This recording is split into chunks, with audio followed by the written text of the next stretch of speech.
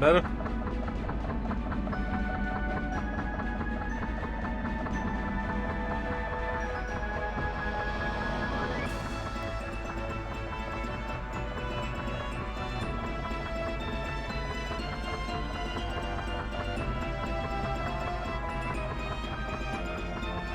Right, so I've lowered the required bitrate, I've lowered the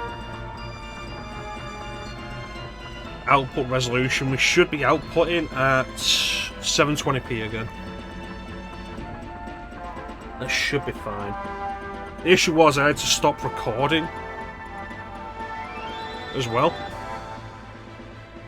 And I hate doing that because to make it all work on YouTube, I have to set it all to render and it takes fucking ages. One of the things I was happy with when I stopped doing Let's Plays was like not having to edit anymore.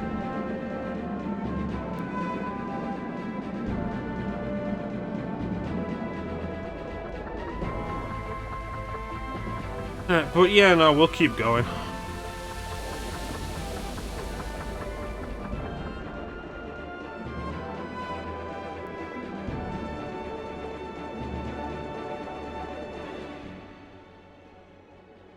Yeah, I am going the wrong way. Yeah, sorry about all that, guys.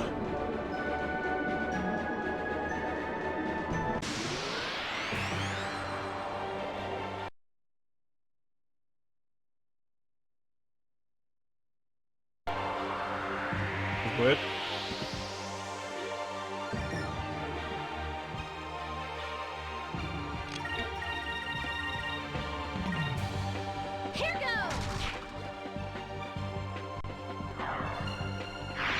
It looks like it's doing better now, though.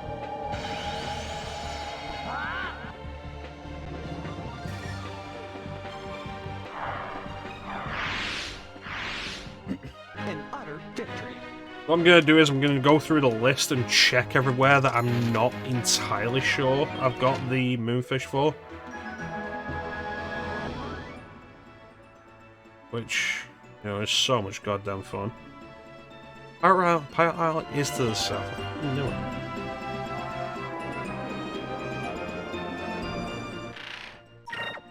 So, let me see what I can do for this, though.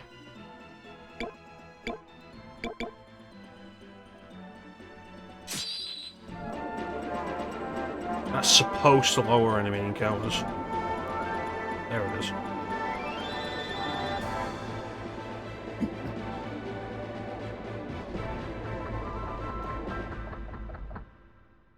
Alright, so let's keep going.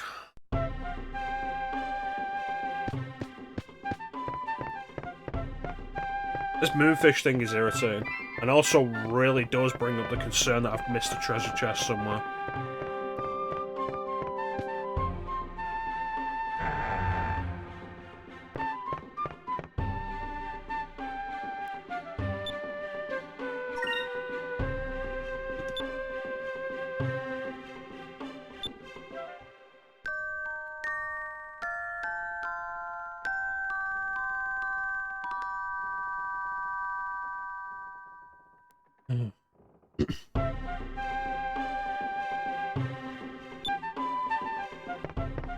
Bundle up if it gets cold. We go to the coldest place in the world and we didn't bundle up. Might be a bad son.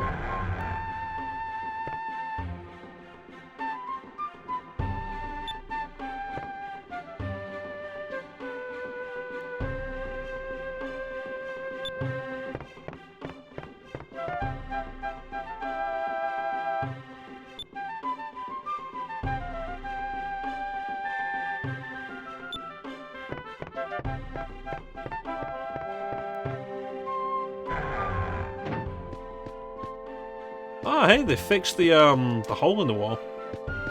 Cool.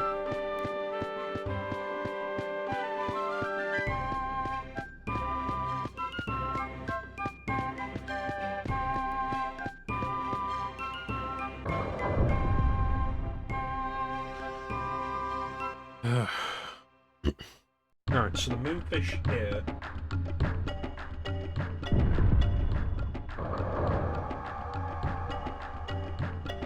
Yeah, I know where that is.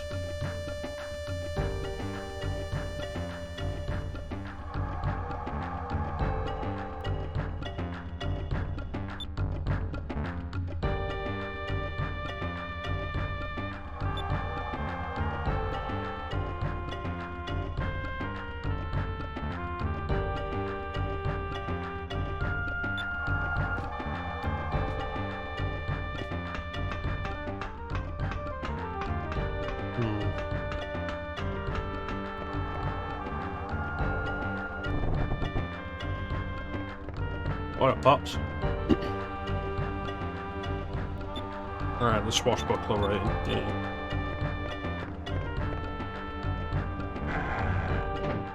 Isn't there a pole to get down at the bottom quicker?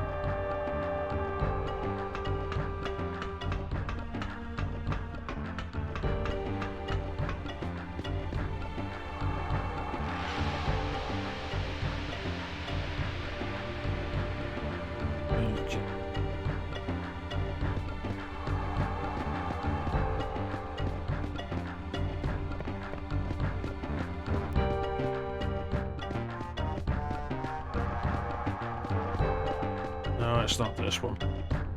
Damn it. Next is Sailor's Island.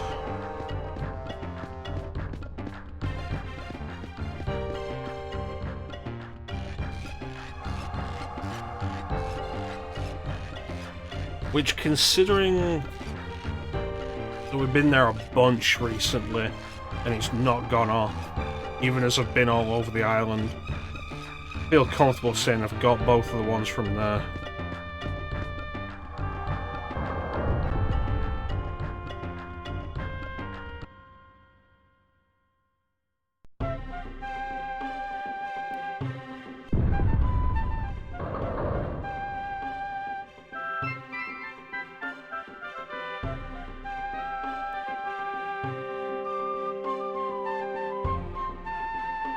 Top of Lookout Island.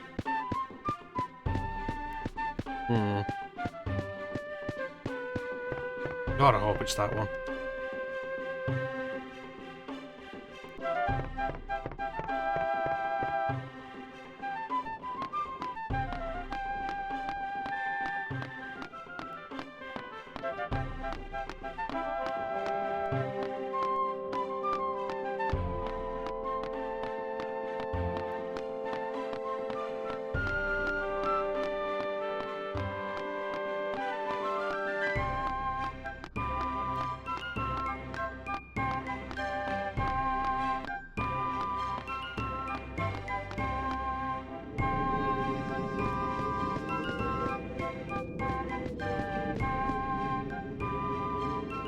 I'm not hearing anything.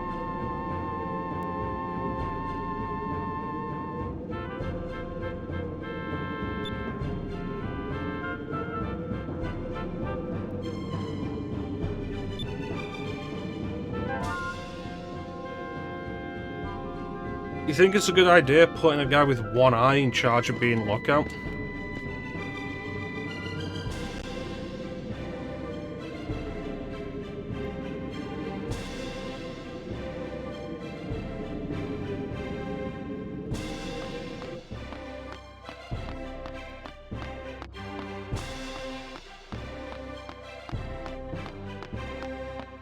This is honestly so irritating.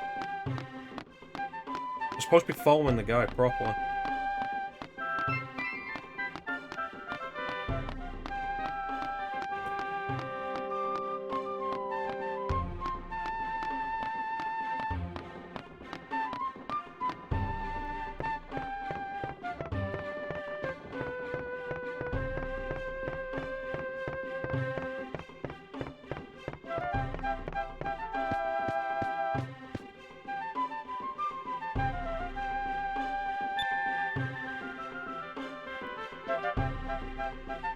That's right, the world isn't flat.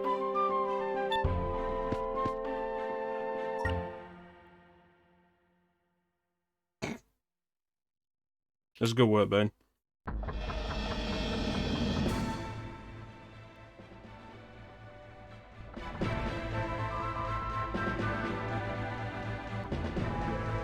It sounds right enough.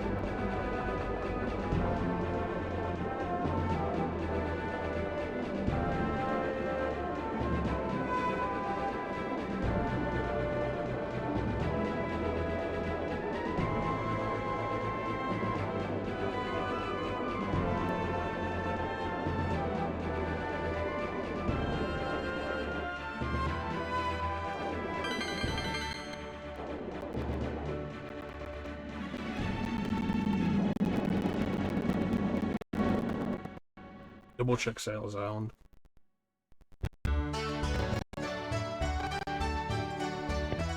Okay, so there's one around here, right? One that we can only get from that balcony. I'm pretty sure I got both. No, there's a specific term they use on like TV tropes for it. Like the world's kind of a donut.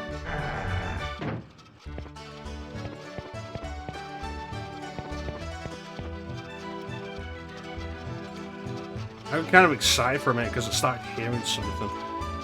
It's not up here.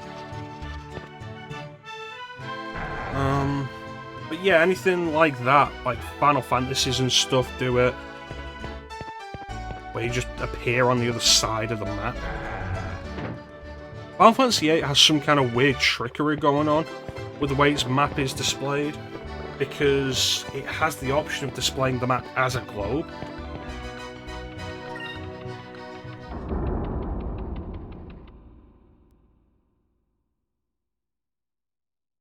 Yeah, there's a specific term for the shape that it actually is, and it's not round.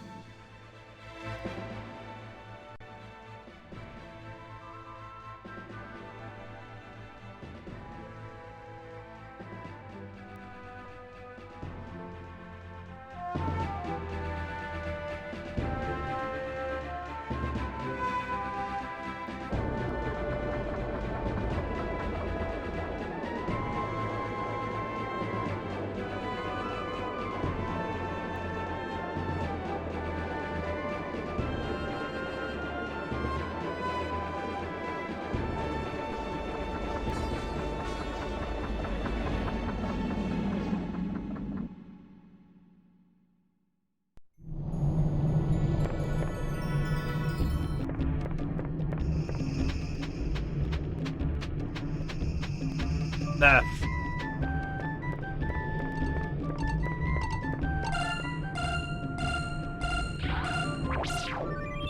Okay, we're immediately going back and hoping that's it.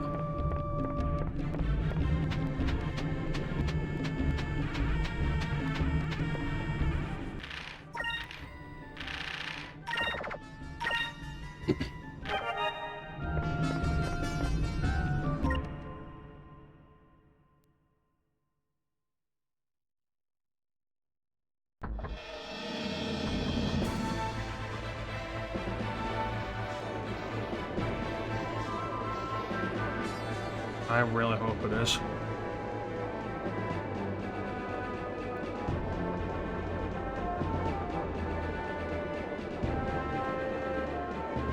Makes sense that one we missed to be an earlier one. I feel like I got really diligent with it as we went on.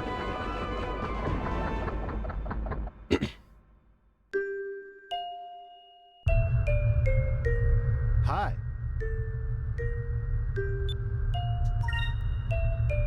Come on, be the last one. There it is.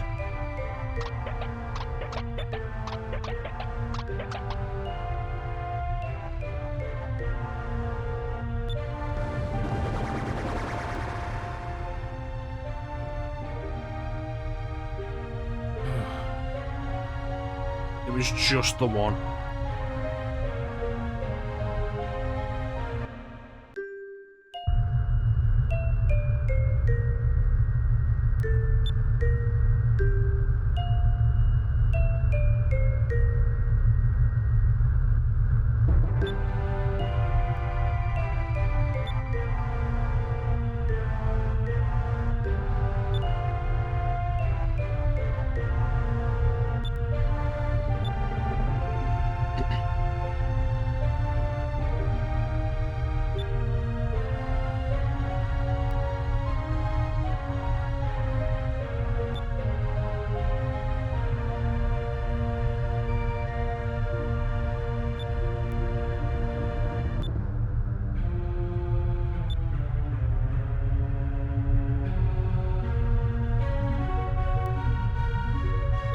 But don't worry, we found your sister.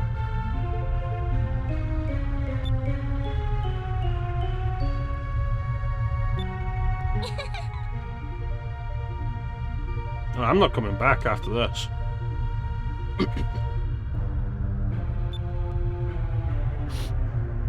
Thanks.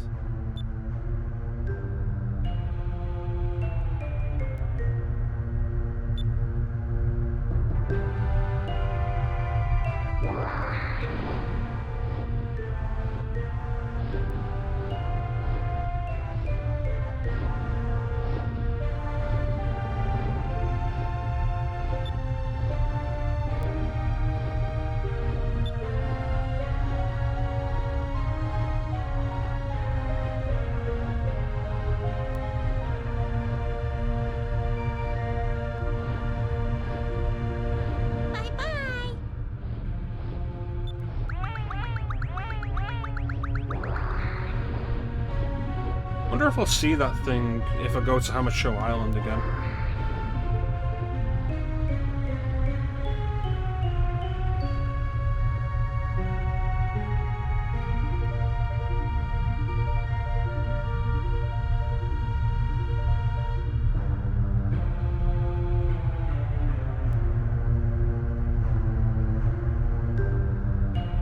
Hey, how you doing, Magic?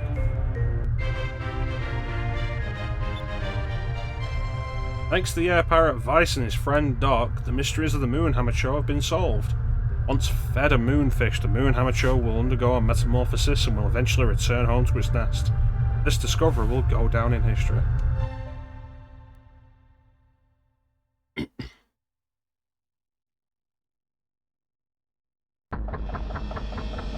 We get like a reuniting between Maria and Piastel.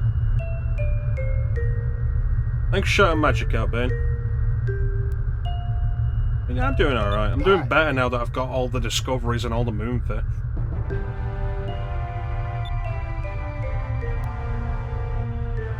There we go.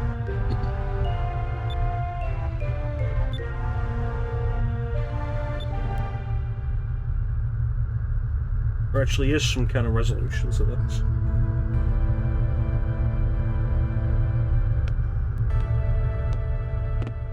Yeah, it might have been a good idea to put more pants on before meeting your little sister.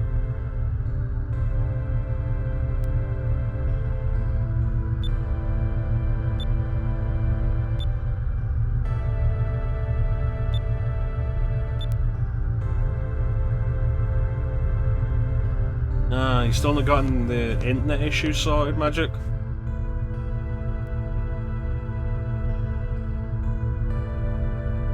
I think you're not playable. Talking about Teak? Oh, you mean Piastel. Oh, that's fair enough.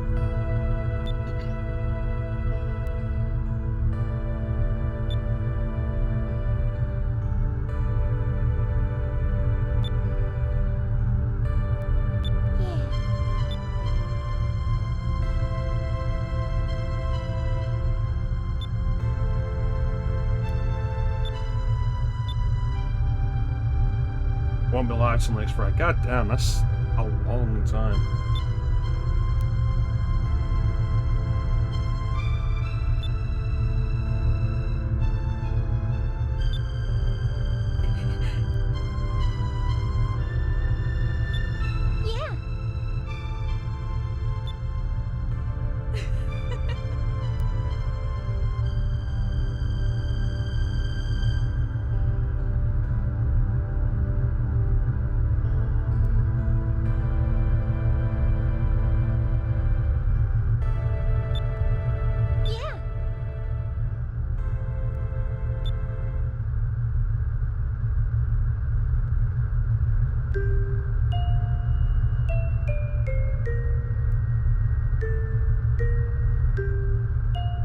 Does Doc realise he's talking about Piastel being Maria's sister while Maria stood right there? Oh, she wanted to work her way back up to it and like reintroduce herself to Maria. And you've ruined that.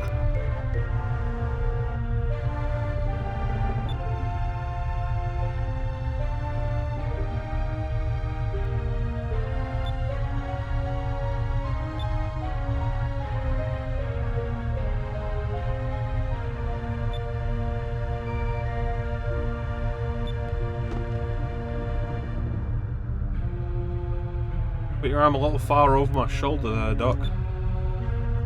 Uh-huh. Yeah, I always enjoy Skies of Arcadia. This is the second time I've streamed it. Or maybe the 5th time I've played it. Don't go for 100% if you ever get around to it, Magic.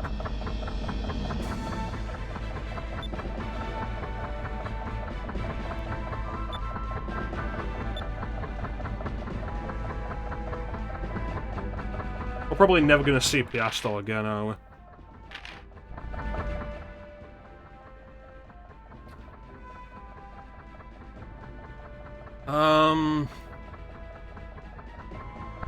Standard playthrough when I wasn't going for everything. What was it, like 40 hours, 45 hours maybe? It's a decent length for a JRPG. It isn't. There are no more chams until the final dungeon. We got all the aberrant chams. No more treasures until the Silver Shrine.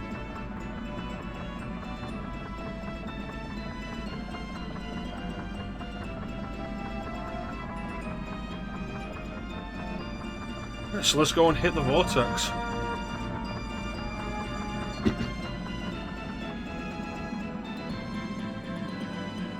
If we're gonna do that, I need a drink and probably a stretch a bit. Yeah, really recommend Magic. If you're gonna do it, don't go for 100%.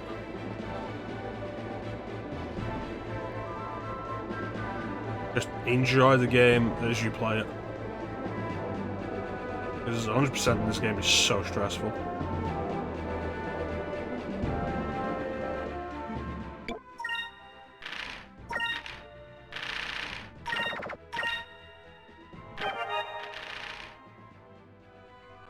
So what we're gonna do is we're gonna do a RB, gonna stretch, get myself a fresh drink, and we'll be right back to continue with actual story content. Go anywhere.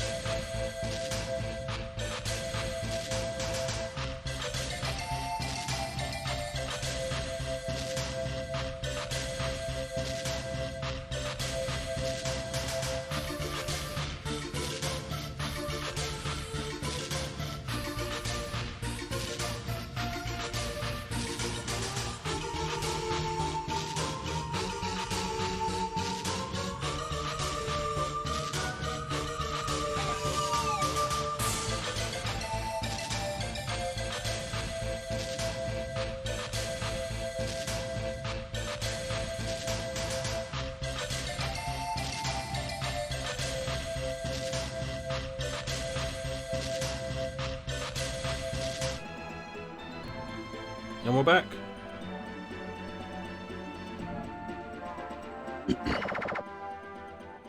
We're doing the same with FF8, just relax and enjoy it. Probably the best way to do FF8. FF8 is kind of an awkward one. Mostly because just the way the battle system works. Awkward. Wow, that looks deep.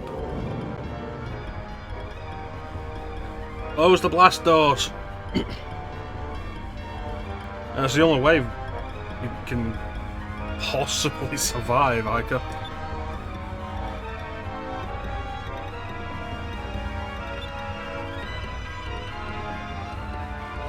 Not even light can reach. I can do it!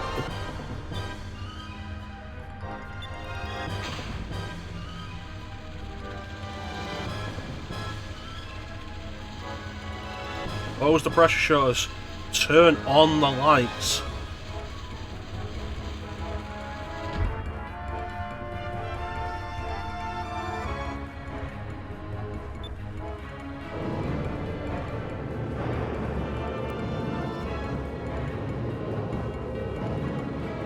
Yeah, FF8, no matter what you do, to have a decent time with the battle system in FF8, you're absolutely grinding.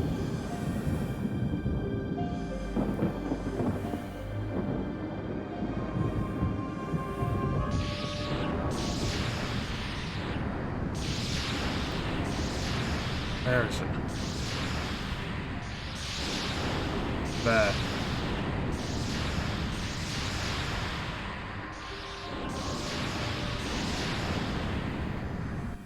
If you've played the game before, you'll know what that is, and it's cool that it first shows up there.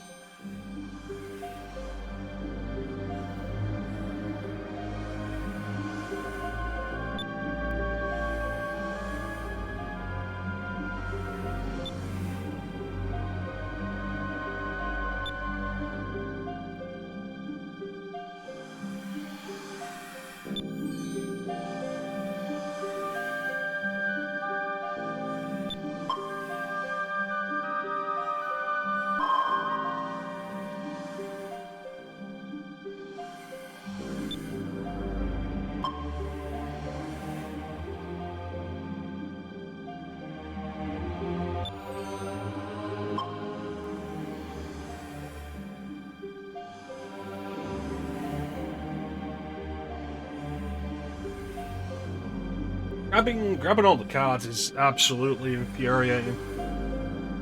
I tried once. Tried once to get all the cards in Triple Triad, and it was not fun, and I gave up. I enjoy Triple Triad as a game. I don't enjoy it trying to get the cards.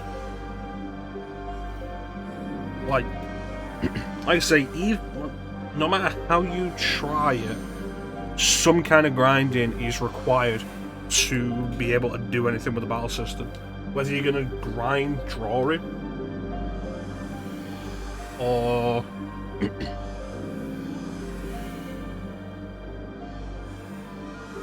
grind Triple Triad for more cards to refine into magic.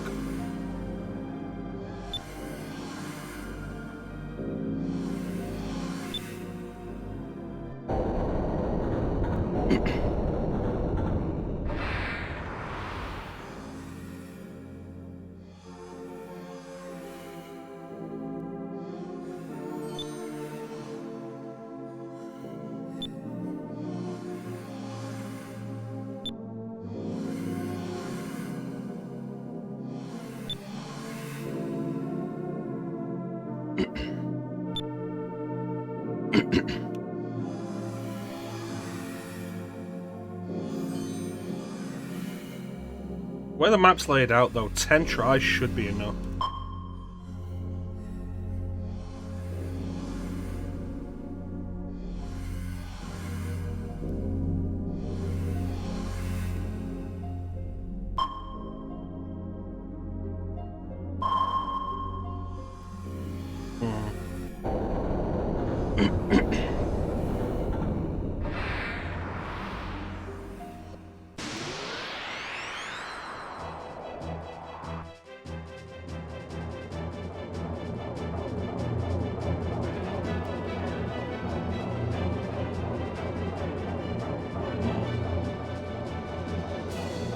Oh, I forgot this stipulation of being down here. Can't see anything.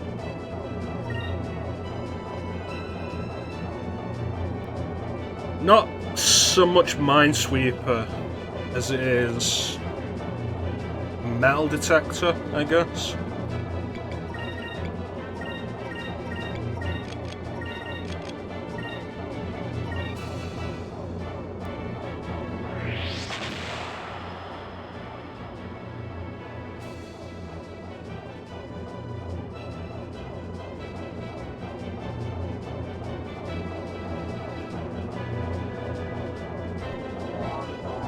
The issue is just how many of these we'll end up having to deal with. I don't remember if Athena's ship is in a very specific spot or not. If I remember rightly, it's in like one of 3 places, but I can't remember what those places are.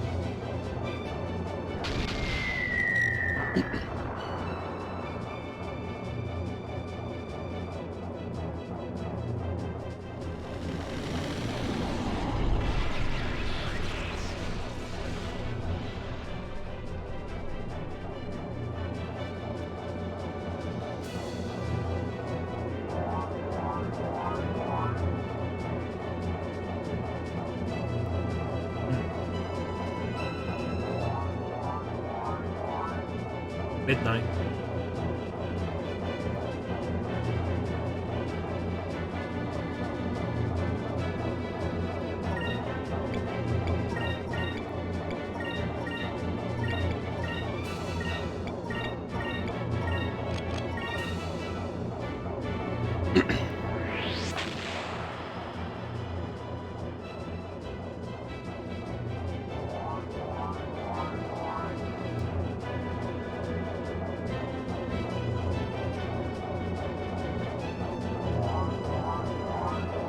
Well, this is happening. Let me check what's going on Discord.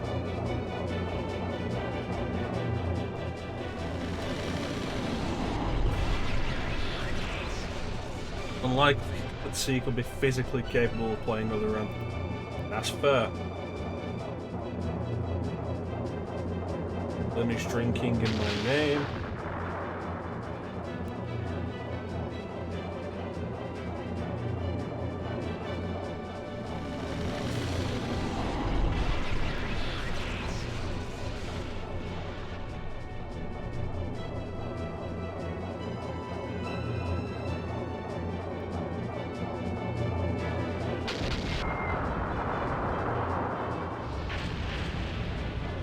That's fine.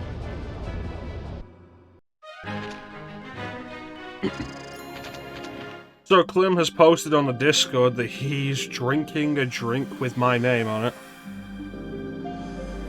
Although the drink he is drinking is an ale, and I don't like ale.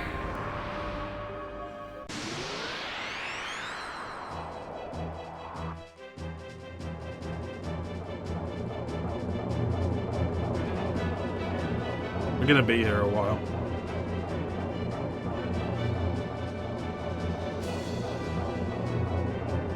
Coke. No, it's a fruity ale called Chrono Shift.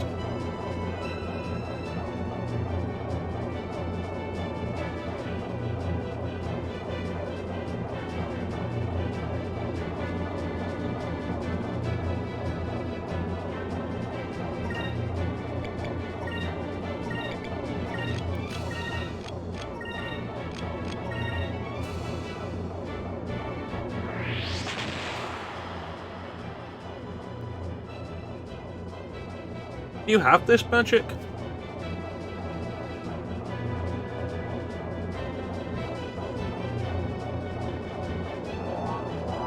Like, you talk about wanting to play this. Do you actually have this?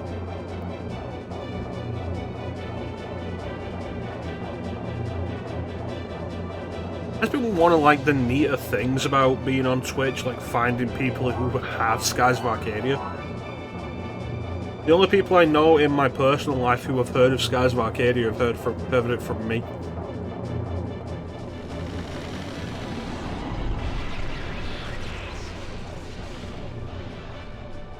No, we don't pick distances or anything.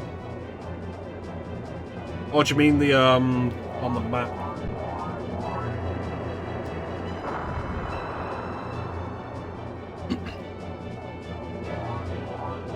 It was nice, like treasure sweeping.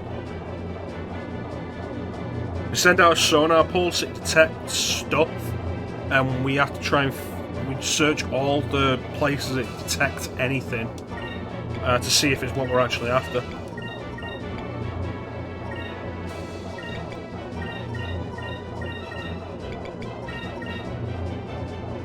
When we choose attack and stuff? No. We don't control the ship. We don't maneuver, we don't evade or anything. I'll walk you through it on the next turn we get magic. It's an interesting little system, and it's pretty fun. But the fact that you set up 4 turns before executing them does mean that once it gets going, you just kind of sat there for a bit.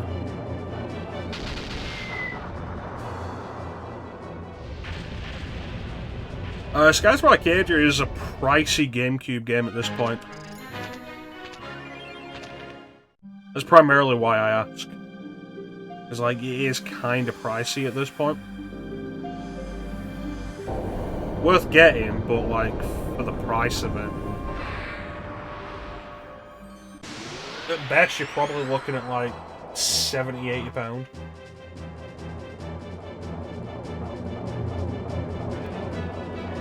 And there hasn't been a re-release. That's if you go for this version, Skies of Arcadia Legends on GameCube.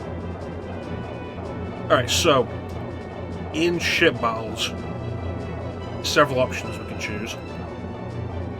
Primarily attack. These are the 4 options we have, the 4 weapons we have. So I'll choose the Arc Whale Torpedo, and I can choose which turn to set it on. So I'll have it set on here to land on this turn. And then I'll set the Ancient Cannon to shoot on this turn as well to double up the damage. And then what I'll do is I'll use Focus on these 2 turns to build up the SP, so I can make more moves in the next turn.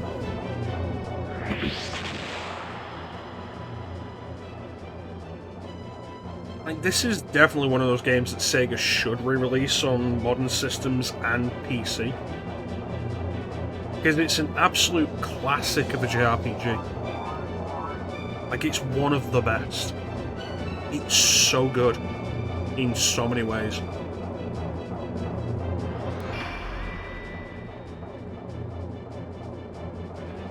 Like, the writing's fantastic, the characters are fantastic, presentation is fantastic.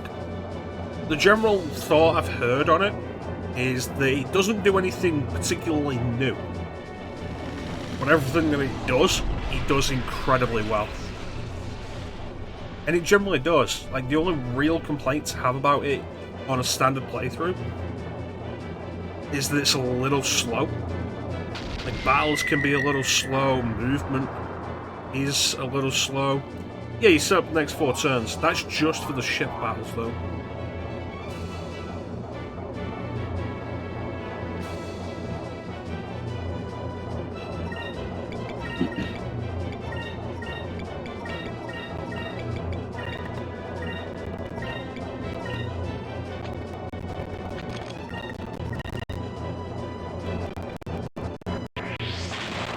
And it's why you see me sitting here quite a bit when I'm doing ship battles.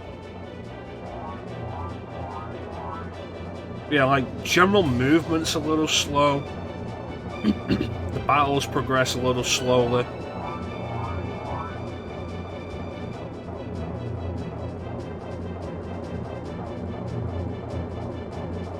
It's my only real complaint with it, and it's not a big complaint. A fast forward button of some kind would be nice. Or, like, just make battles go faster. But it's a pretty minor complaint, all things considered. Because it's one of those games that you can just really get into.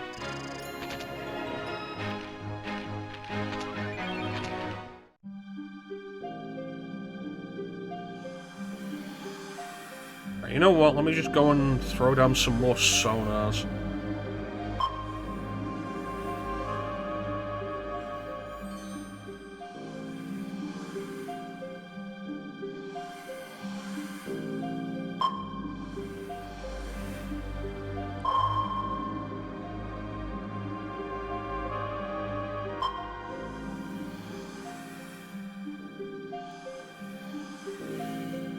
That's weird.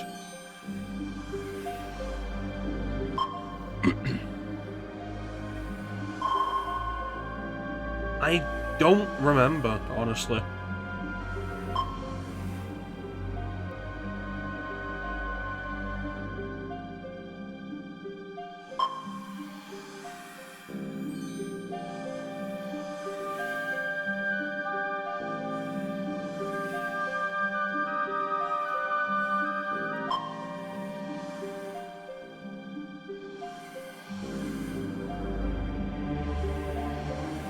So this begs a question of, like, I've redone the sonar there.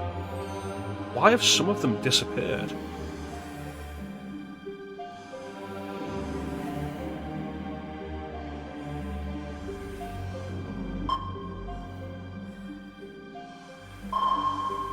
Okay, so they're still there. Let's finish these, but this cuts down the amount of stuff we have to examine.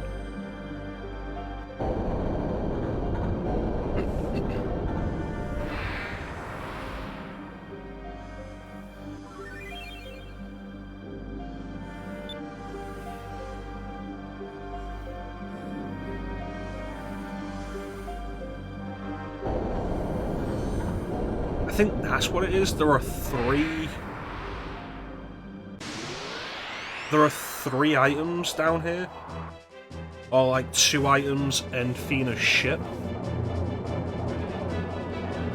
And then searching anywhere else is a fight with one of these.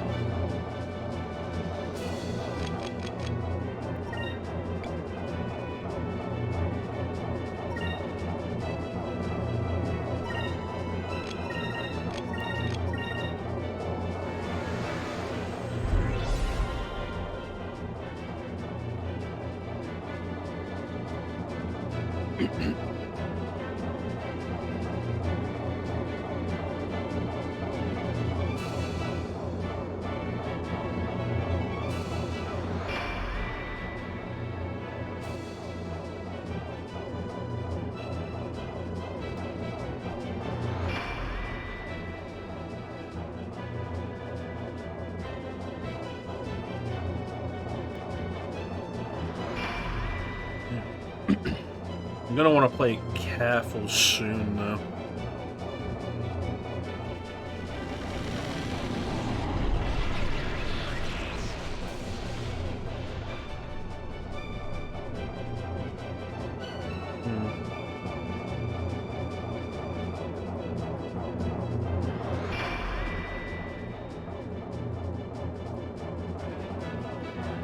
Yeah, I don't think this is random. I think the 3 locations are always the same. I just don't remember what they are.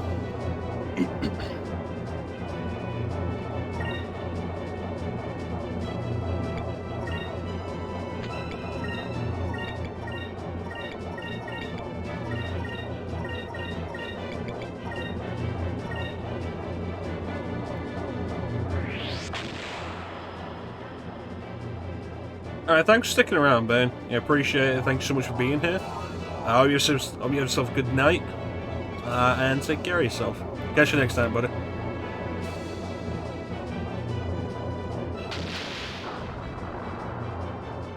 Not entirely sure how much longer I'm gonna go.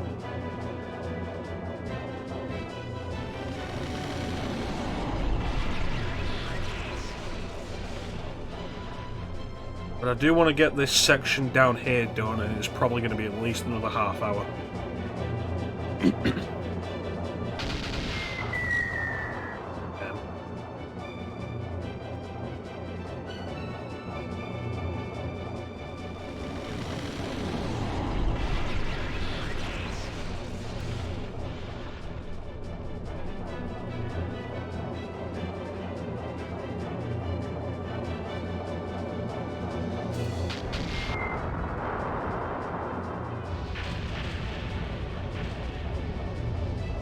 Alright.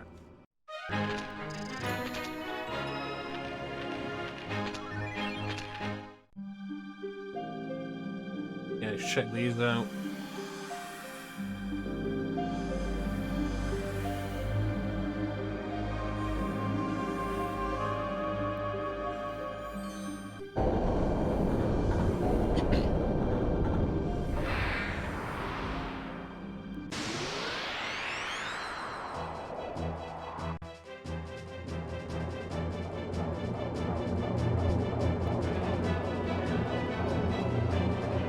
I'll be honest, like, this isn't a great section. It also doesn't last long, though, so that's nice.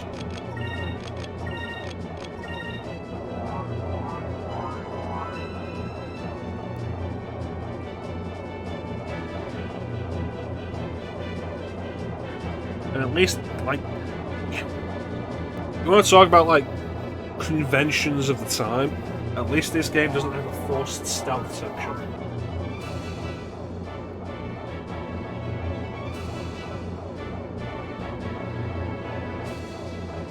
Oh, I absolutely did love this as a kid. Like, fantastic game, and it still holds up. Probably would have loved it as a kid, and you'll probably love it as an adult.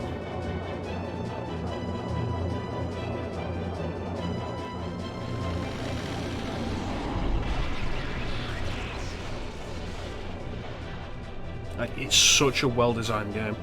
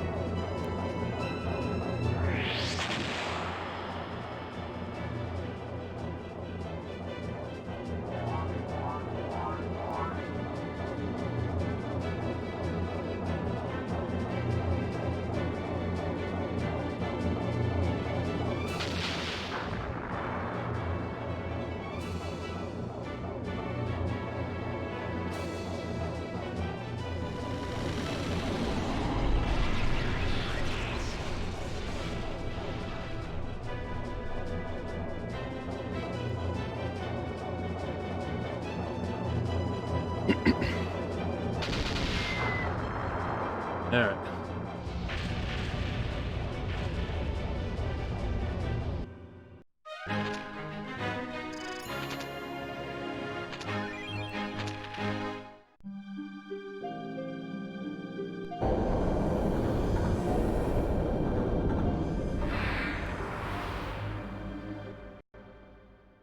Awesome. We found it.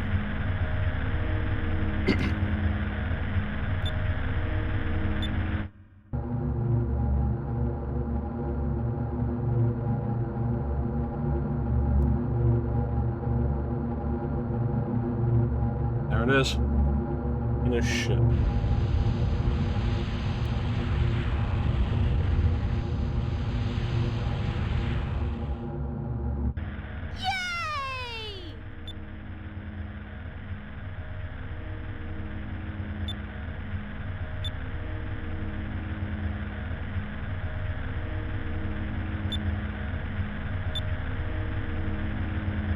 Looked in to see if it's in the same position. What if it isn't? That means I have to find it again.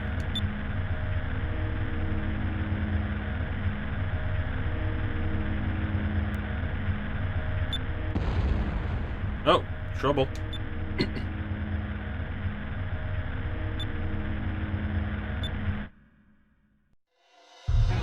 Oh, it's the chameleon.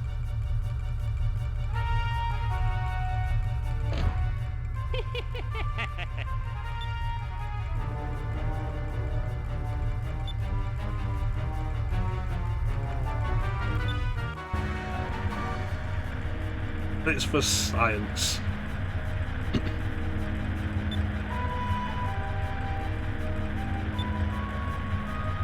Alright then, let's do it.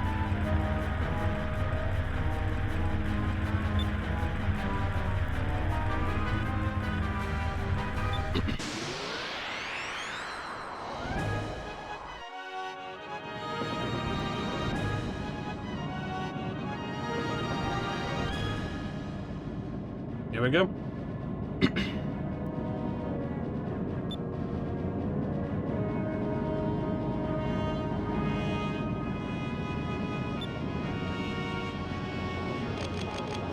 Let's immediately begin with a full set.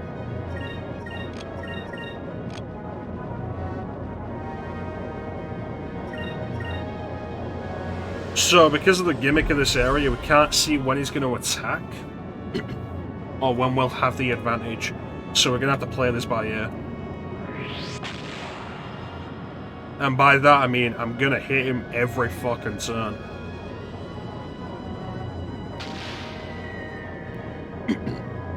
Can't tell when he's going to do his big damage on us? Fine, I'm going to hit him every time I can.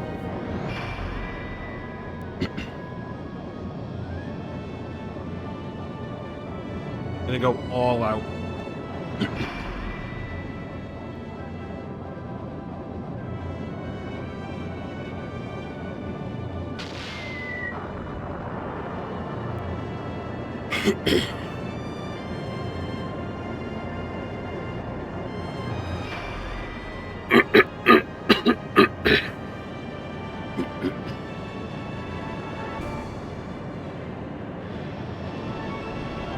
Give us such good battle music.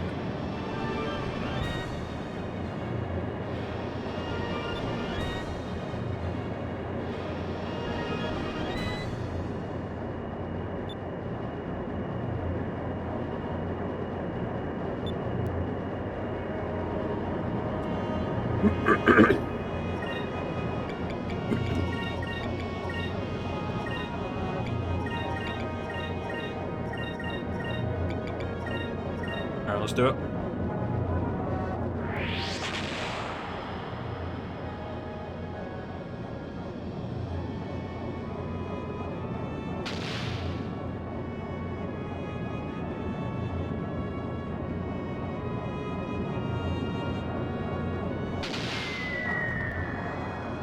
A little bit nasty, but what about mine? Yeah, alright.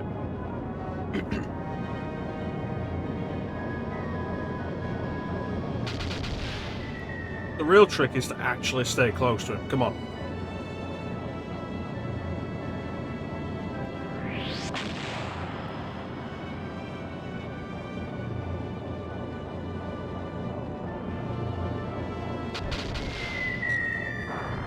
Yeah, Torpedo's probably going to be the MVP here.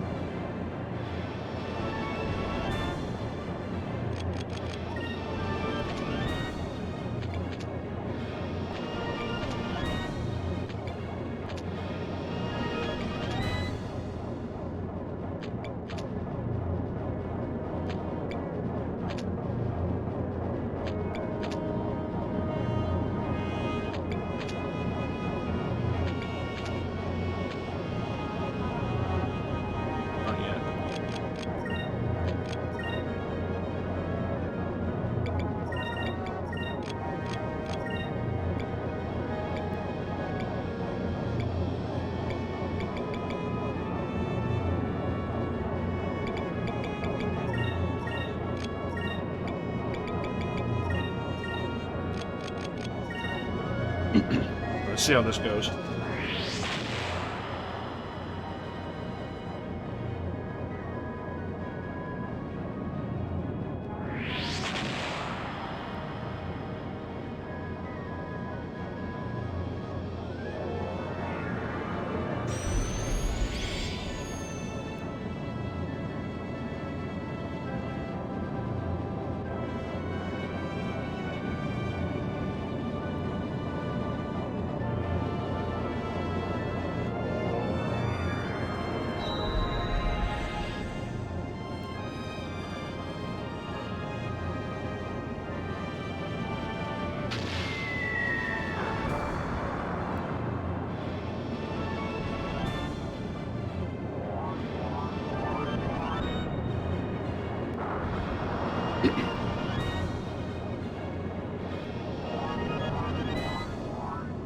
Alright. Alright. Come on, play, nasty.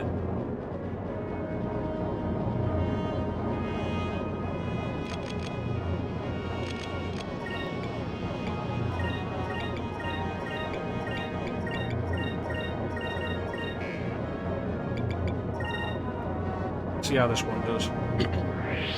Can get with enough of these this turn. That'll do it.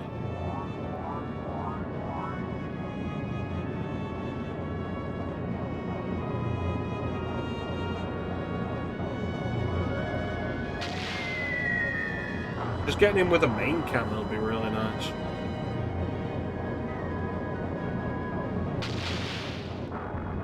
Nice. Main cannon will finish it. Oh, okay. I had a whole cell plan to put him into the fucking ground.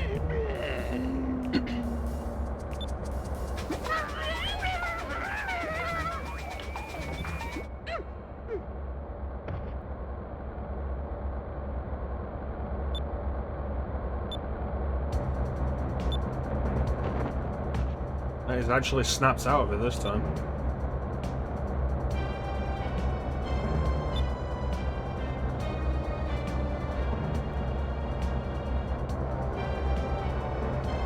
Don't worry, Magic, we got something better than a big sword on the front.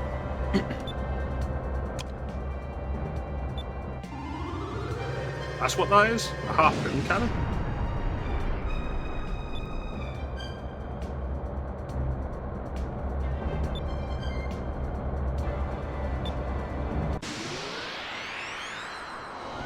Okay, so it wasn't over.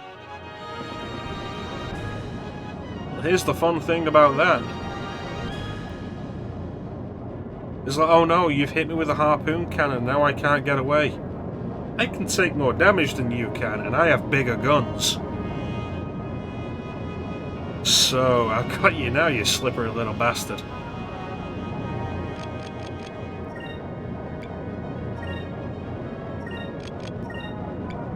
And just to be extra nasty, give it a full heal, shall we?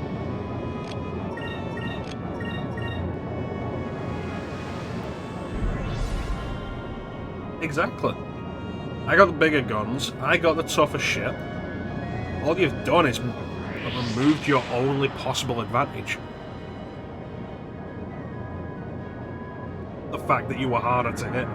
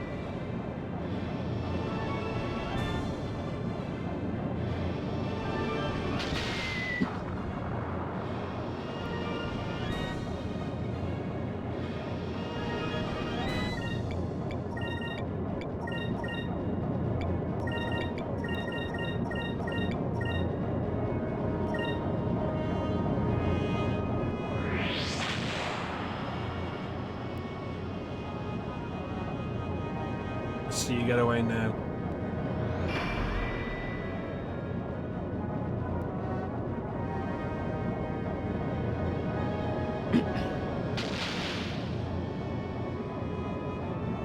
It's okay, we've got 2 more times to hit. That's a little irritating. But if you're going to play it like that, I'm going to push it hard in the opposite direction.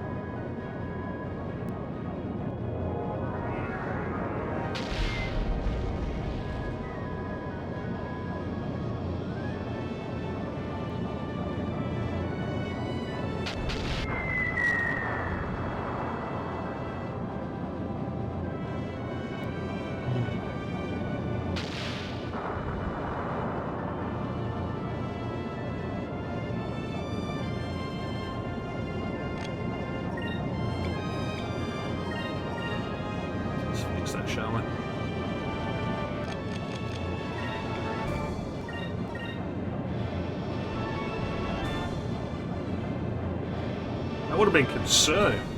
Would have taken a lot to repair.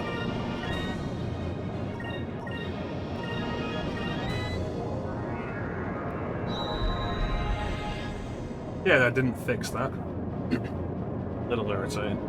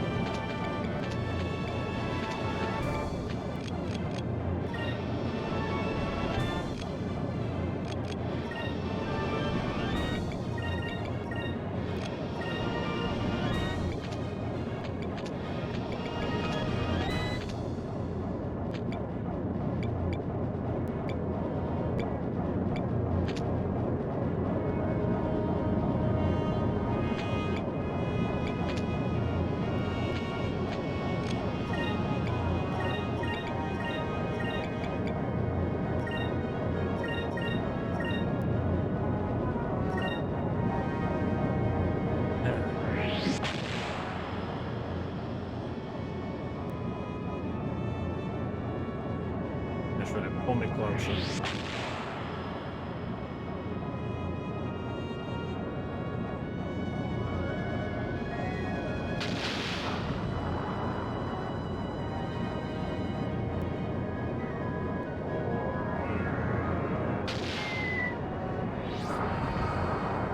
Fine. Wasn't planning on using magic.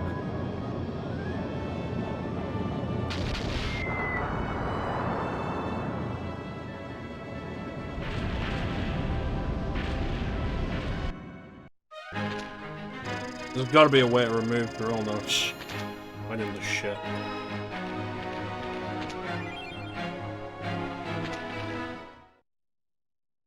Oh.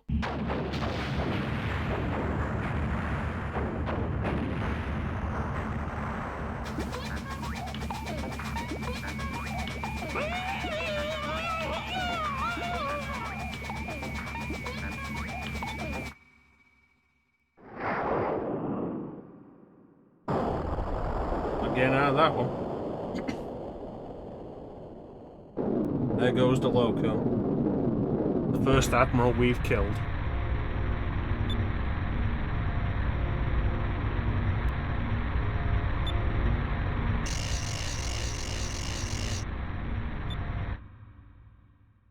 Yeah, let's do it.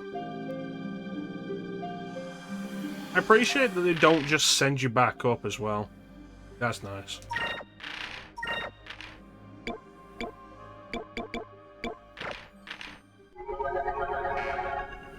So we can continue exploring for the sake of trying to find that last item down here.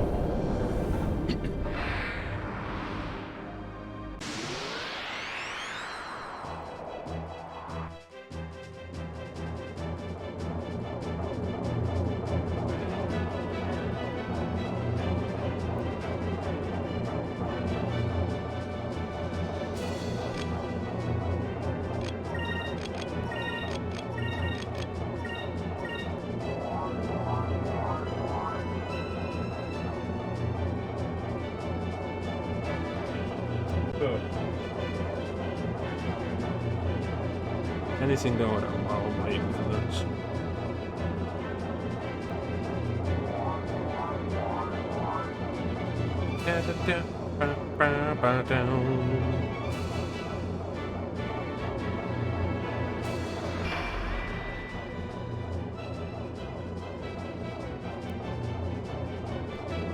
PSVR games will not be compatible with PSVR 2. Fuck. Vince Sampella says that Battlefield 2042 strayed too far from what Battlefield is. Which I don't think that was the problem with Battlefield 2042. I think the problem is it didn't fucking work.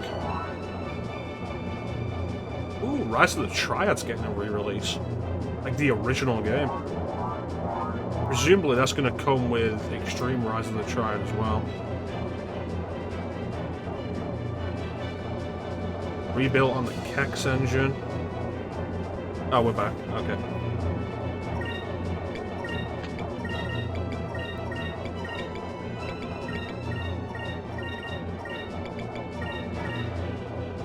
What was it? Rebuilt on the Kex engine, which they've used before, which is really nice.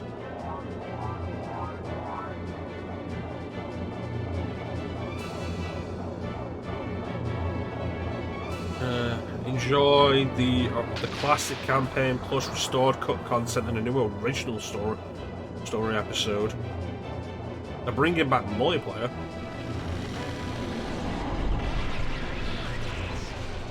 The original soundtrack, which is fantastic. No word on whether it contains Extreme Rise of the Triad, though.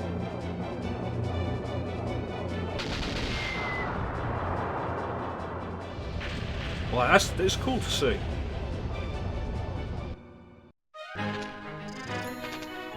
I'll probably end up picking that up and then never completing it. It's like, Rise of the Triad's a cool game. It's fun, it's quirky, it's weird. But it's absolutely an FPS from the Wolfenstein era. Which is weird because it was released after Doom 2. Like, it's an FPS from the Wolfenstein design. So it's very mazy. And ultimately very repetitive. Although it's got more variety to it than Wolfenstein 3D does.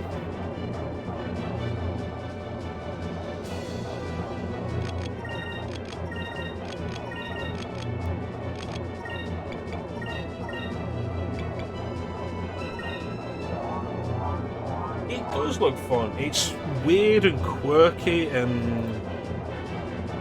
like, there's a lot of fun to it.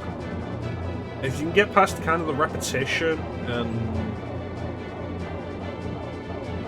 like the designs of like some of the maps and shit, like it can be a lot of fun.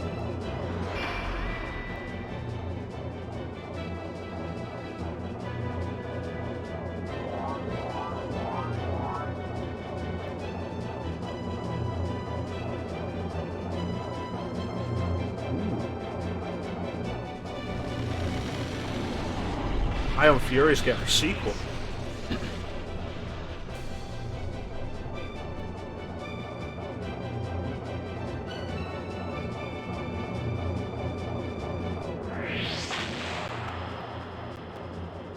Baltic Chapter 1. Could be interesting.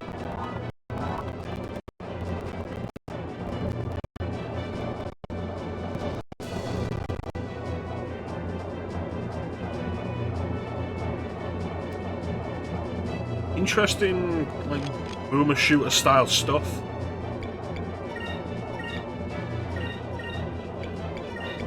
I look forward to it.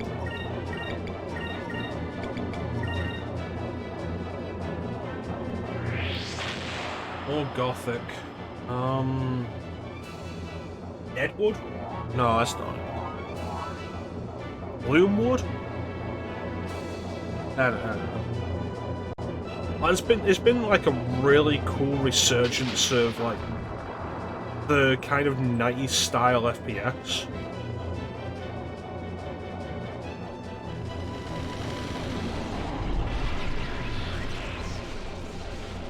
More like Blood.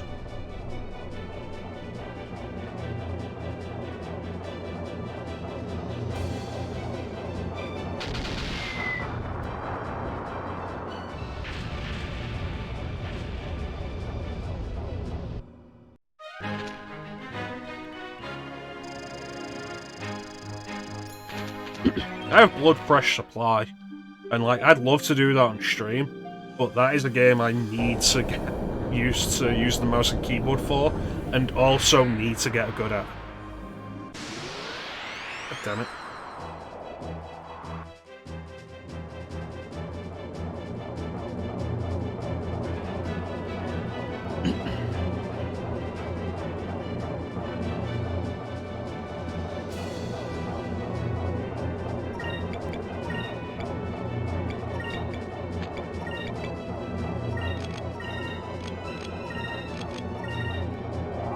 Like Blood, but a newer game.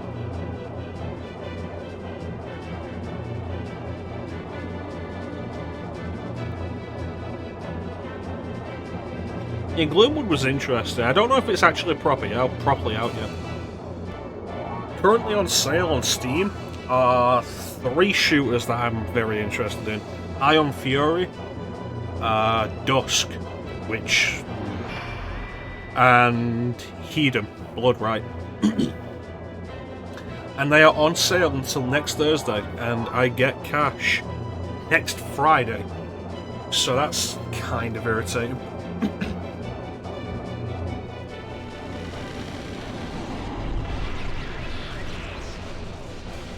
What can you do?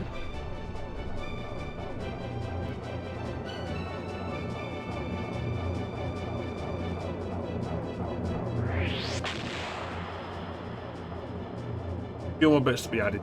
Yeah, isn't it like still a demo or still early access?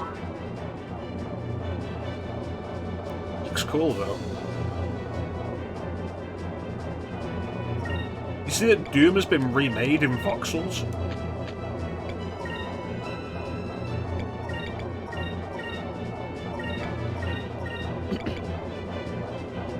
Oh, Bogba suit? I'll wear a Bogba suit.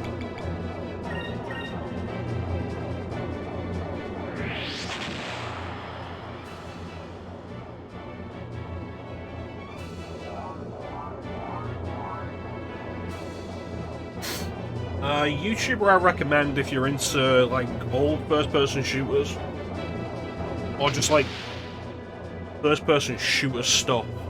Civi11, absolutely fantastic.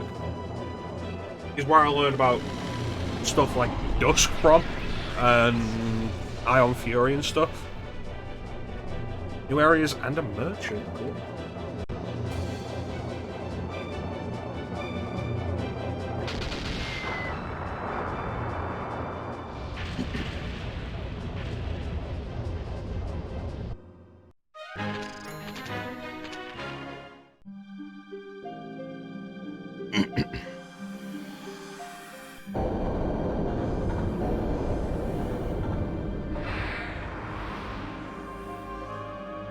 Alright, that's the last of it.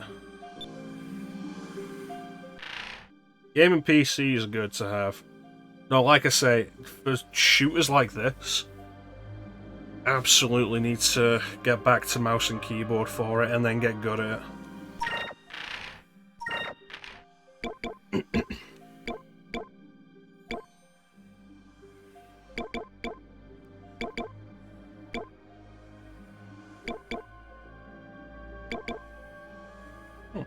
'If I have all 3 of these, I should really go and see Pinter.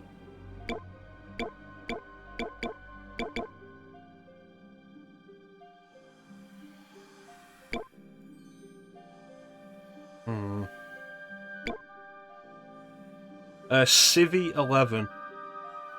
CIVVIE space 11. Like the number's 11.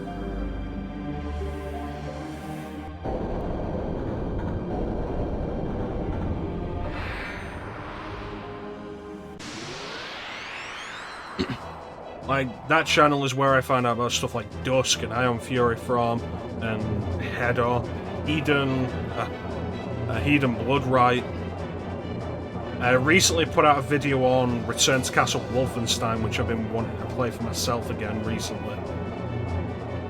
I was saying, like, before I got my current PC, like, you know what would be great to do with the PC? Return to Castle Wolfenstein.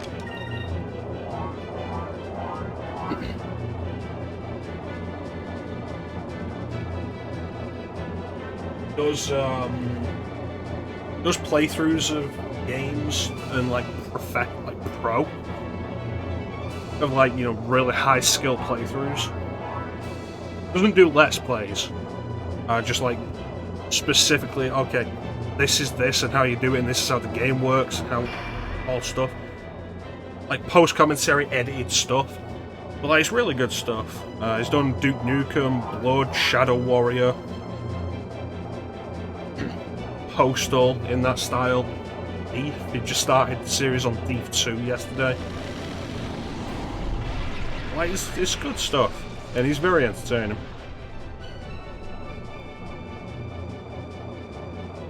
One of the few YouTubers I regularly watch at this point.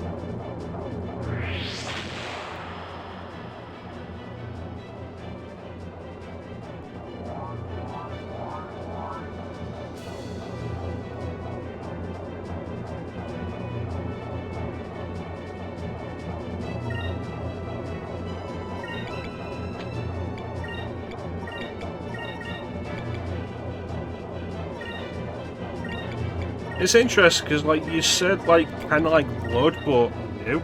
And when I think of Dusk, I think more Quake. That's just because, like, the character models, the 3D model style of it, like, really reminds me of Quake 1.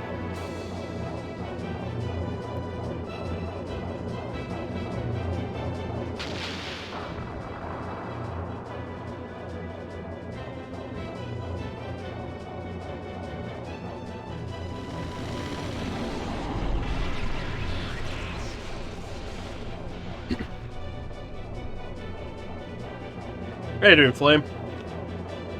Sweekadum.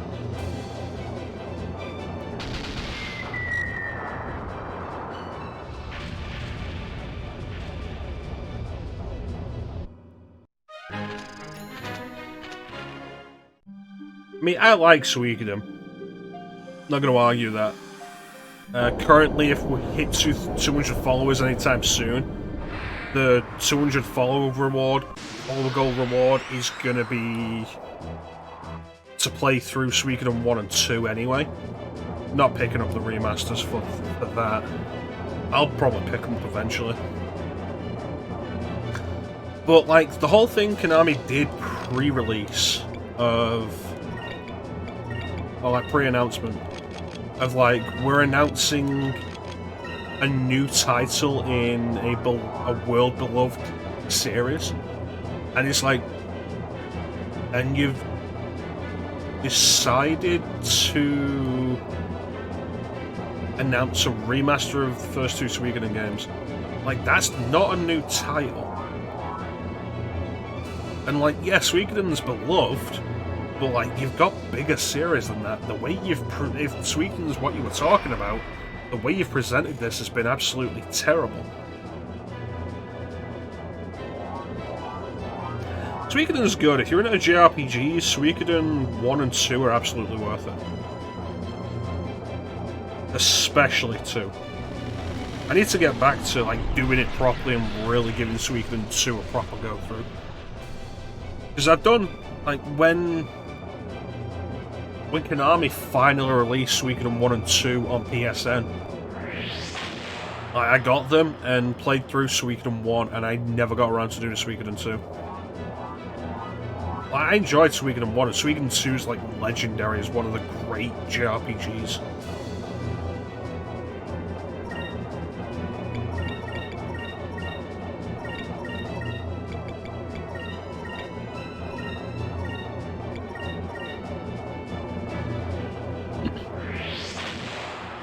No, don't give Metal Gear back to Hideo Kojima, because he ruined it.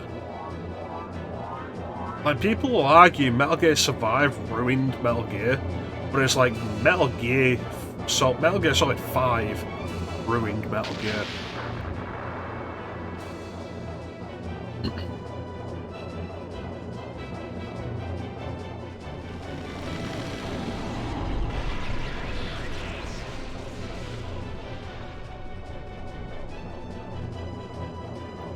Maybe. Maybe not.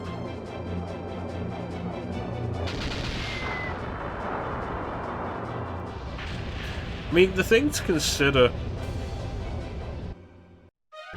You can enjoy 5, but, like, story-wise, character-wise, like, it is the worst Metal Gear.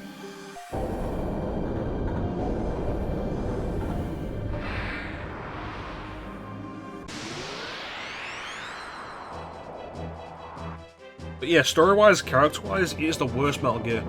It accomplishes nothing for the series and makes things worse. It's a fun game to play, when the game will let you play it.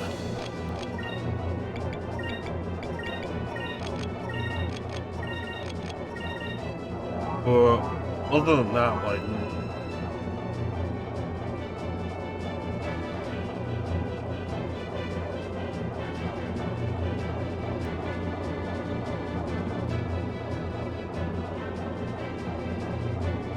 See, that's the thing, it's like, okay, there's missing content, there's clearly a final chapter missing, but also everything that's there says that it wasn't going to be a good ending.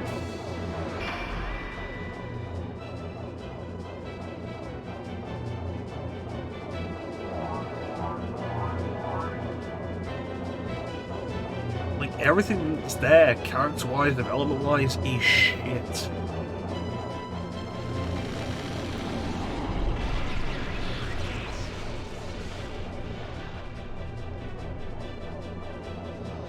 Like, the only reason for MGS5 to exist, the entire point of it, as it was originally sold to us, was supposed to be see how Big Boss goes from the legendary soldier that we see in 3 and Peace Walker into the leader of Outer Heaven as we see in Metal Gear. And then it comes out and it's absolutely not that.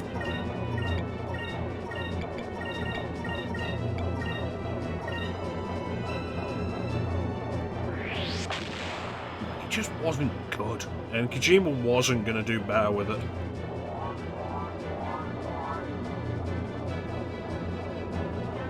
Oh, it's absolutely to explain that, which is incredibly ridiculous, given that Vamp was a major character in MGS4 after being shot in the head in MGS2.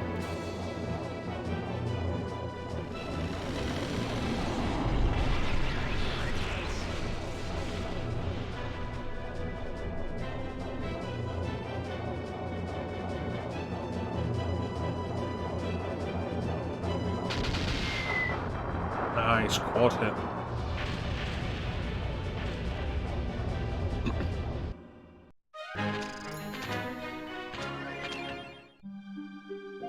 Alright, but that's definitely it.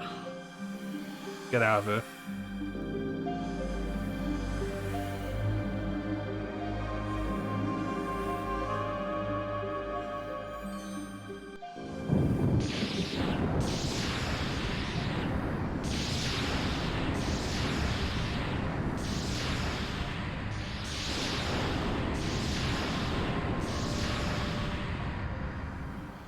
That is really unnerving there. Dusk is not on PlayStation, so you gotta keep looking. Check through, like I say, check through Civ 11's channel, you might find what you're looking for. First-person shooter. Currently on sale on Steam if you're interested in it, Flame.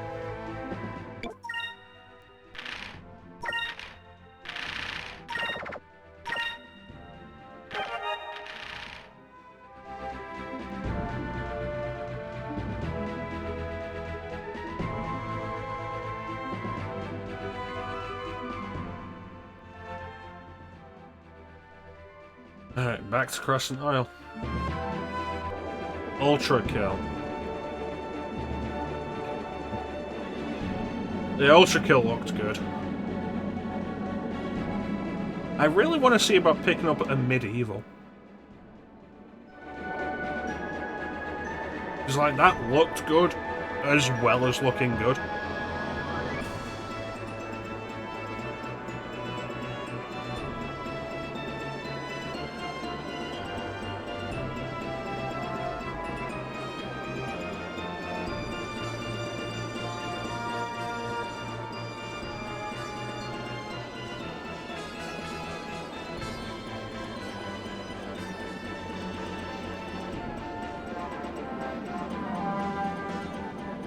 You know, I can see that, Flame.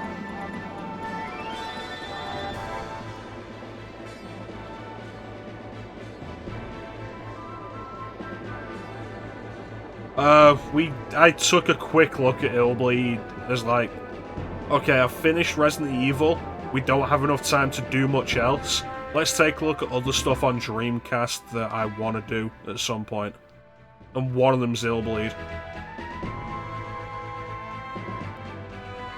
It is a Dreamcast game. The one about a horror amusement park, yes indeed. That's another game on the incredibly long list of games that I want to do.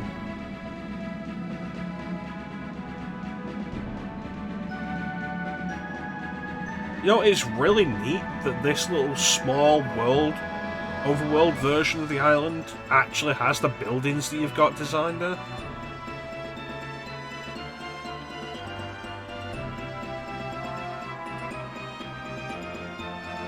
Blue and acid? That doesn't ring a bell.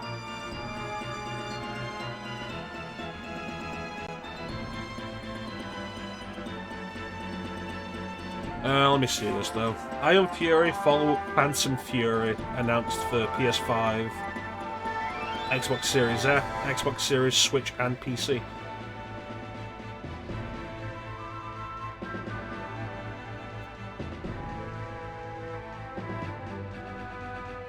Taking place many years after her fight against Jadis Hexskull, Shelley Bombshell Harrison awakes in a new world pulled out of a coma at the behest of an old colleague with a new bionic arm.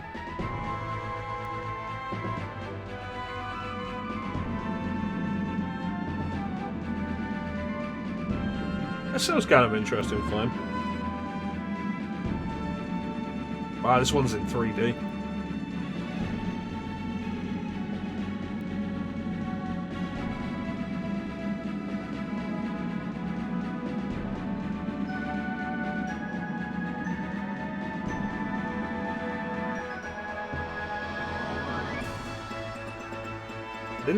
Didn't Bombshell already have a bionic arm?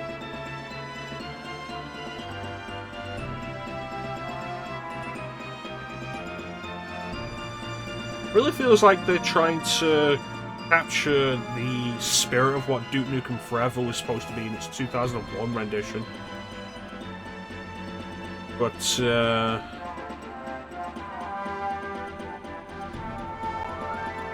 let me just pop that here.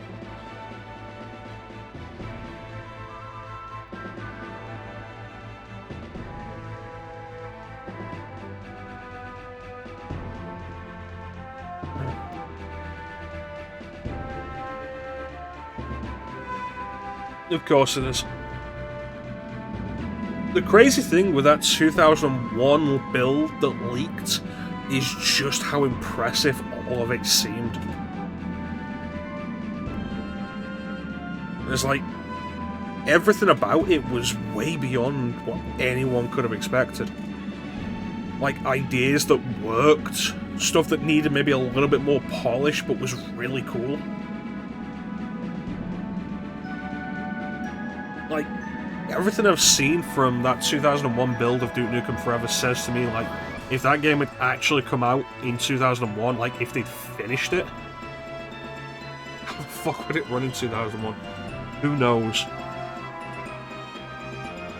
It's like, the build was very much just for E3, like, undeniably.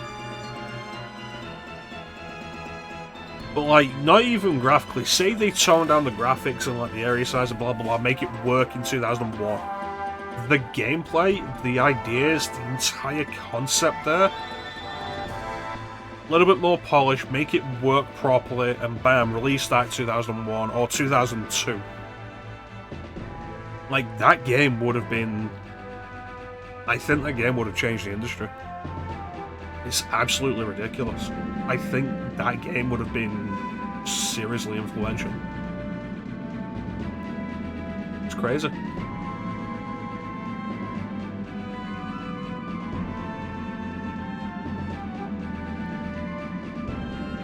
Oh yeah, absolutely. Like, it just makes the actual released product of Duke Nukem Forever stink more.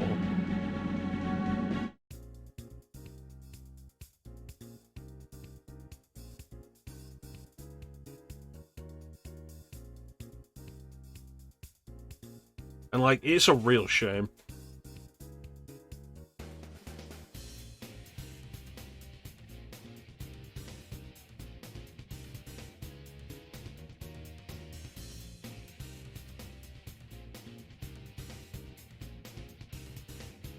It's haunted you for years.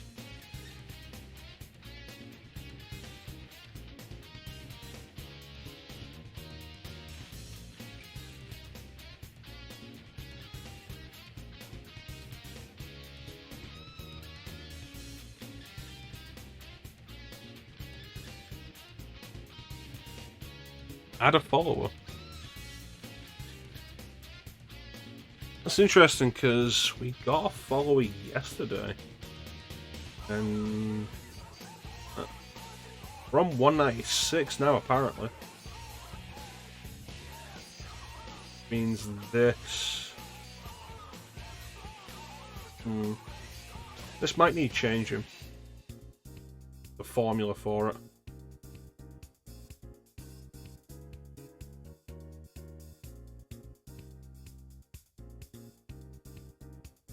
Yeah, because it just says like that.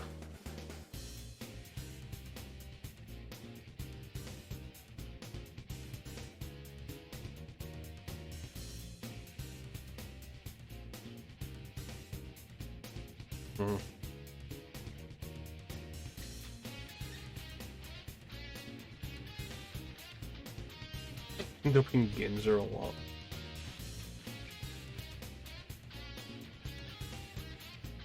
Good times.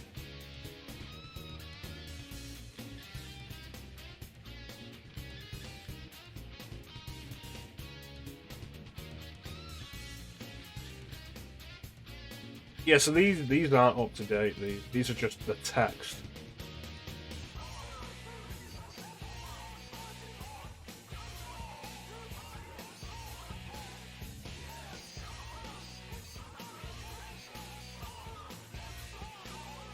One of those times when you jump from the top of the tower and got in a fight right off the next area. Yeah, you should definitely heal the minute you jump off the tower. I did it during the playthrough that I streamed to show it off. Didn't do it a second time. Could have done, because one of the cool little details about Dante is that he jumps off there when you first meet him. And if you jump off there with him in your party, he won't take fall damage. Which ties into his game, where he has a habit of jumping off really tall buildings.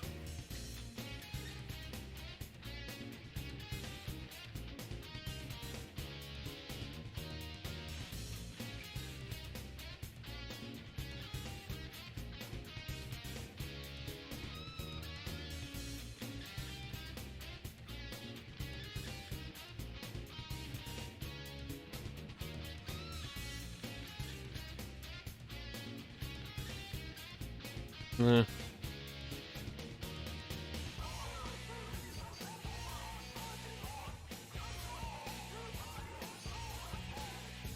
I said before, like, Dante's DMC2 design is arguably his best design.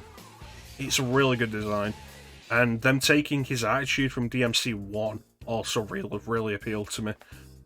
Because my preferred Dante characterization is DMC1. So I really like Nocturne's rendition of Dante.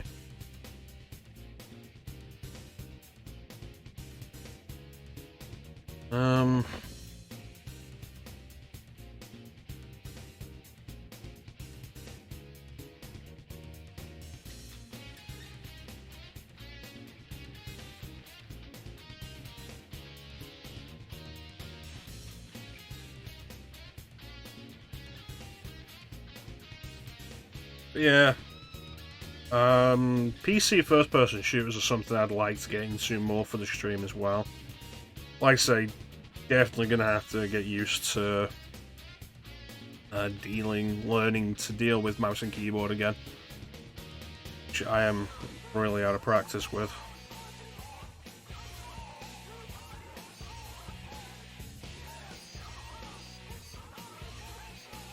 Doom could be a good way to start that again. In a proper playthrough of OG Doom.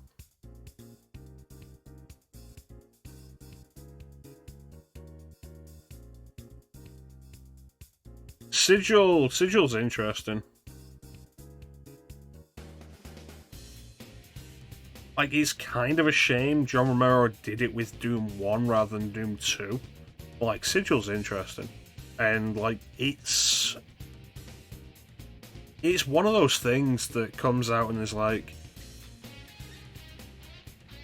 hey, you remember a big part of the piece of the id Software that you loved was absolutely John Romero.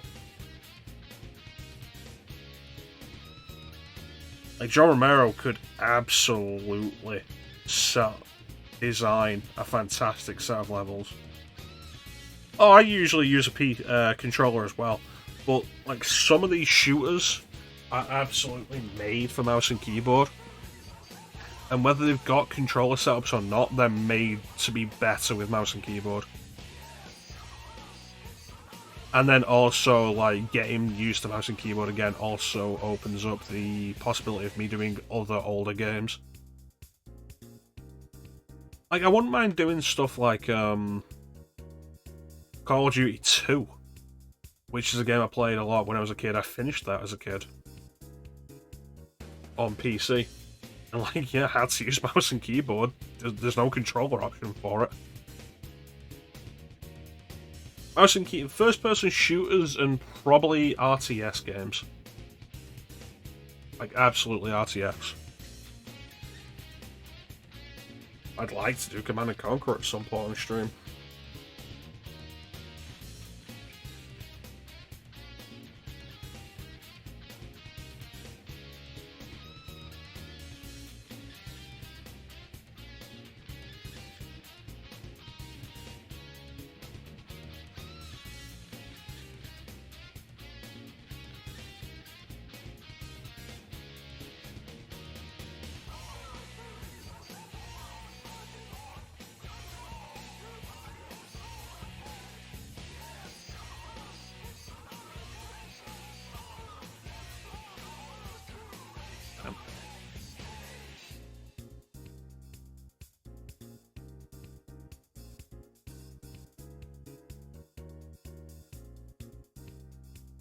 Yeah.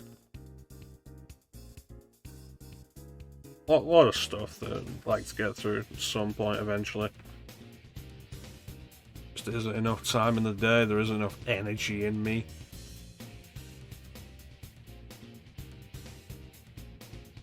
Separate keybind software.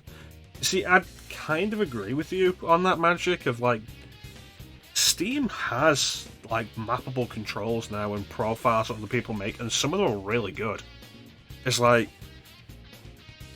Blood Omen 2 doesn't have controller support on PC, but using pre-mapped configurations that people have made on Steam, mapping that to a controller, it controls so goddamn well, and you get actual camera control, which you don't get in the console versions, and it looks fantastic. Like, that kind of stuff, absolutely. But with first-person shooters, stuff like the Switch port of Jedi Outcast, which has no auto-aim because it's clearly a basic PC port, which has mapped the mouse aiming to an analog stick without any kind of consideration for the lack of accuracy that offers, it becomes damn near impossible to hit anything. It's honestly crazy. So to avoid anything like that, mouse and keyboard, I'll deal with it. I'll learn to deal with it again. It's you do. I have a delay on this, so an offset.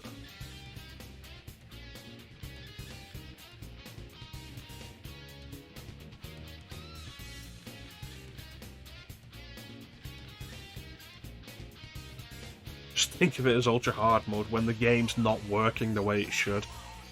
That's a challenge mode, alright. But let's take a quick look at my Steam, see what we've got.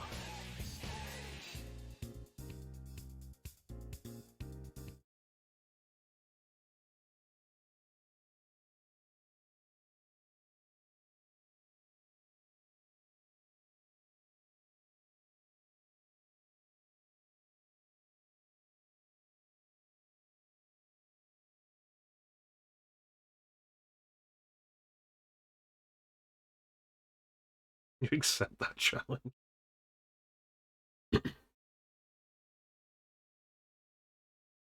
Alan Wake. Well, specifically think about first-person shooters.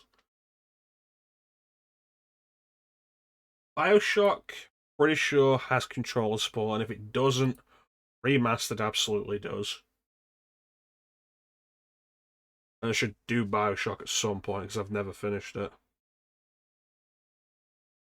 Call of Duty games, the only two I'm particularly interested in doing are 2 and Modern Warfare, and neither of them have controller support.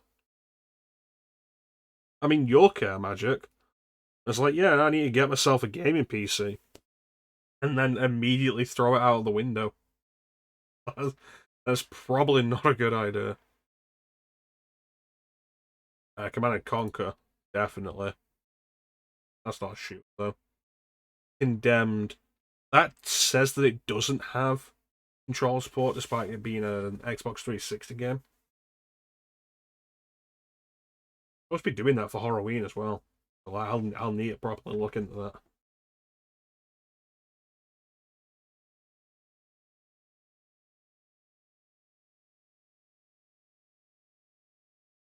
Deus Ex, I'd like to do Deus Ex. That isn't going to have controller support. Human Revolution should do. That's a game built for console. Dishonored, that'll be fine with controller. Doesn't really matter.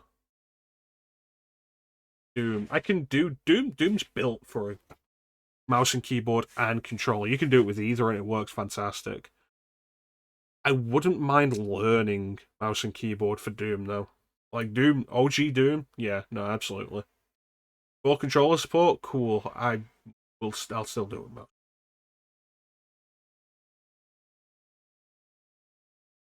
Um,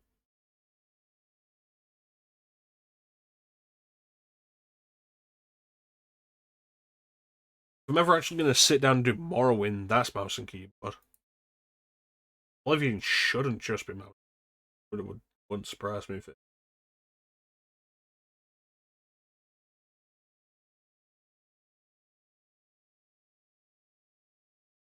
Um,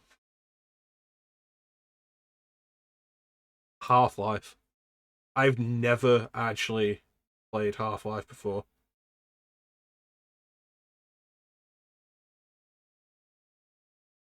I think they're both free. I have them on GOG. Oh, like I have Daggerfall at least. I'm pretty sure they've both just been free. I know Bethesda did release them as freeware, so like, you can get them configured, get them working. GOG might have them pre-configured for free. I don't know.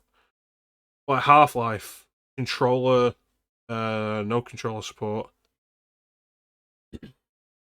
And like I've never played Half Life 1. I've never finished Half Life 2. With Half Life, the intention was always to do the PS2 version. Well, I could do that.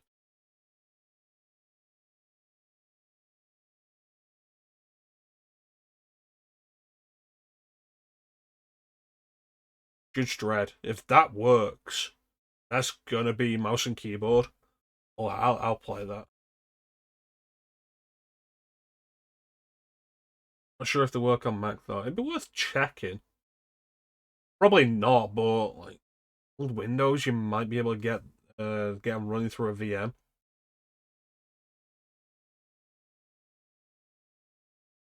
Like Legacy Kane games with that mapping that you can do, those absolutely fine. Those with a controller, absolutely fine. Because they don't require that kind of accuracy.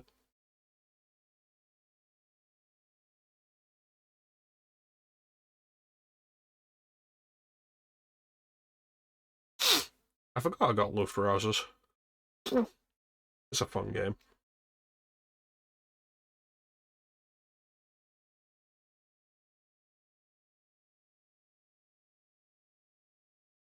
I forgot I had Mighty Number 9 on PC. I forgot I bought that more than once.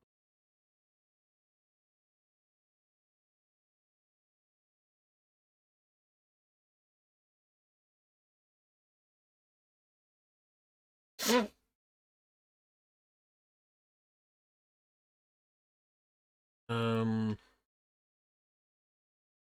no, these will both have controller support.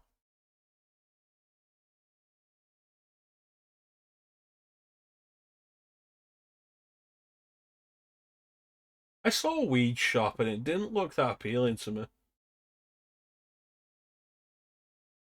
Quake, which is the remaster, so it has controller support now.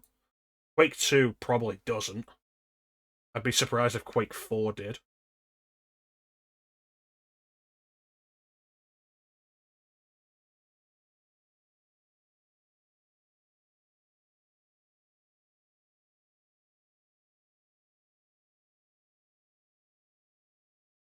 That's fair. I've tried to get into that kind of game, and like I have trouble focusing on them. Oh, you have the Rise of the Triad reboot. I forgot about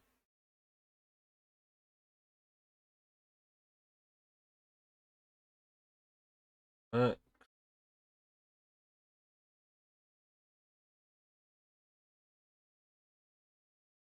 Serious Sam, like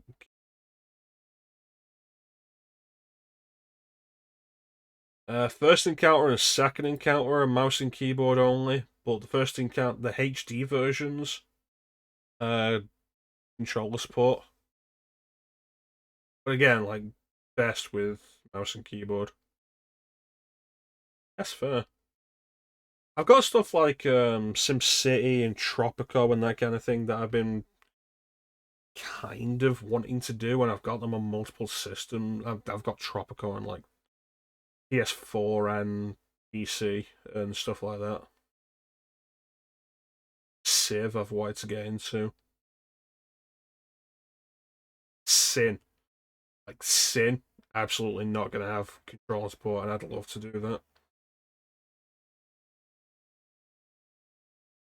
Yeah, the Serious Sam collection comes with like a bunch of stuff, and I'm never going to play most of these.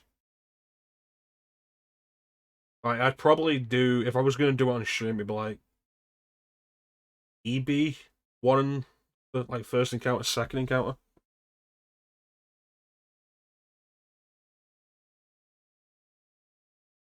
Serious Sam 2, like, not that it's bad, it's that it's so fucking long.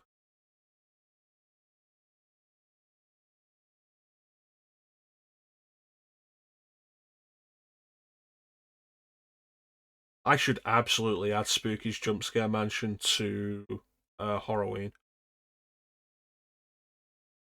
Like the Jedi Knight games on PC do not have controller support. It's a lie.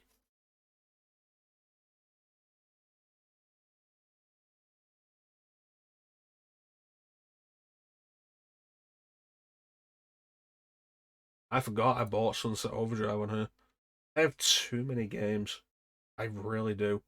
System Shock, that's going to be mouse and keyboard.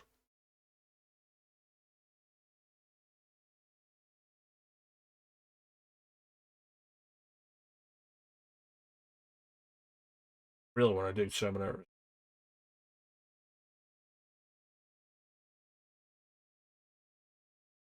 If I ever do Thief and Thief 2, mouse and keyboard. Shift apparently doesn't have controller support despite being on console. Same with these, but I know these do have controller support. Uh, hey, Rainbow Six Vegas was awkward back in the day in that it had controller support, but it was only for Xbox 360 controllers. They would not let you map it to anything else. And it had to be like an official Xbox 360 controller.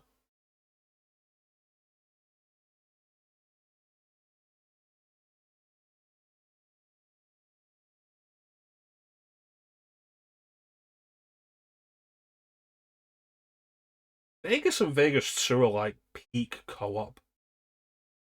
Like first-person shooter co-op games, absolute peak of it. Like those, Halo, Time Splitters. Like you wanted to play first-person shooter stuff co-op, like you could not go wrong with them.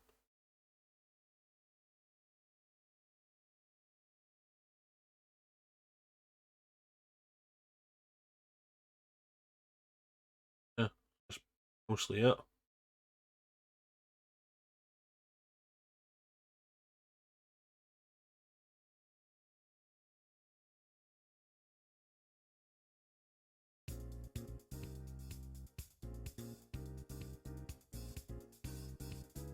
But yeah, like there's plenty there, and there's more on my GOG account as well. There's like, okay, mouse and keyboard, gotta do it. It's a real thing with like pretty much every game I buy. The intention is to play them. The trouble is getting around to playing them, having the motivation to play them, the energy. Like the intention is always absolutely to play them. But that's gonna do it for us for today. Finally gotten the side stuff of Skies of Arcadia done. That's good.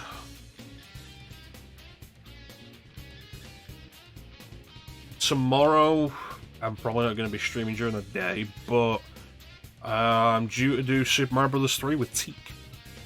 I'm working out time on that, but I'll announce on Discord when we're going live with that. Teak and I going live with Super Mario Bros. 3, which will probably be aiming to do the full game. Should be fun. I have played Nosferatu. I've never really gotten into it. Tried. Never really got into it. And then I learned that it's also procedurally generated, which is such a bad idea for a game like that. But from what I'm aware, like some people love it, some people hate it. It's a cool idea. Not overly sold on its execution. There's a lot of cool stuff that's exclusive to PC, like especially if you're into shooters. Which, once upon a time, I was. And then Call of Duty 4 Modern Warfare happened and everything tried to be that. But like one of the best things about PC is the availability of old stuff. And being able to play old stuff on there.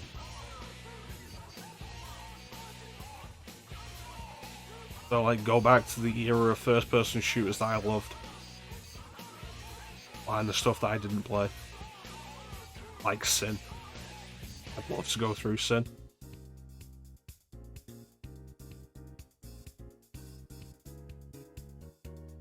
But yeah, we're back tomorrow with Teak, where we're doing Super Mario Bros. 3. Probably going to be all of it. Good thing I'm not in work on Sunday, because we did...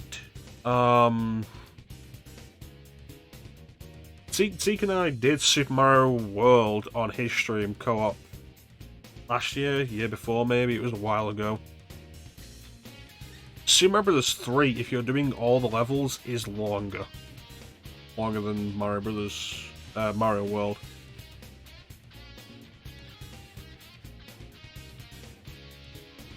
Yeah, PS3 emulation's getting along. Actually kind of interesting. I could probably do it on this rig. I just don't want to. I've got a PS3 that I'll do that with. It's not convenient, but it'll work. That's the important thing. I won't have to worry about emulation issues. So. That said, at some point it would be interesting if I got the Xbox 360 emulator to do that GoldenEye leak. I'd be interested in going through that, because I liked GoldenEye. And like, oh, there's an actual full version of it with proper controller support. I mean, you're not wrong, Magic. But that's a bridge we have to cross when we come to it, because it's true of like everything. Oh, you're not talking about emulation. You're talking about playing PS3 with other controllers. Oh, you're out talking about emulation?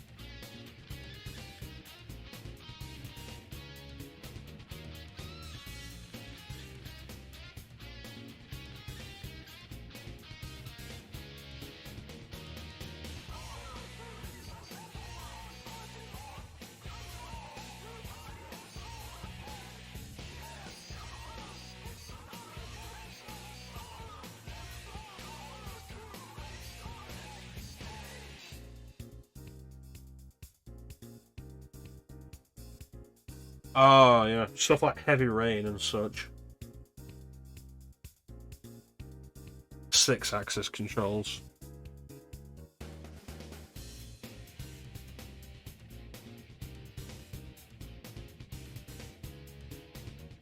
Heavy Rain's frustrating because, like, I got my PS3 and eventually my DualShock 3 broke.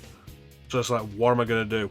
I got a third-party controller because they're so much cheaper and they're fine. And then I was trying to play Heavy Rain, it's like, oh, no motion controls? You can't play this game, we have not programmed in any kind of alternative. It's like, cool, fuck me, right? There was also a weird thing on PS3 of Lord Shadow and Lord Shadow 2, the Castlevania games, wouldn't ever... If I was using a third-party controller, the buttons would work and everything, but the analog sticks wouldn't. Weird. I have Heavenly Sword and Folklore. I don't have Godfather. Yeah, I have Heavenly Sword and Folklore both there, actually.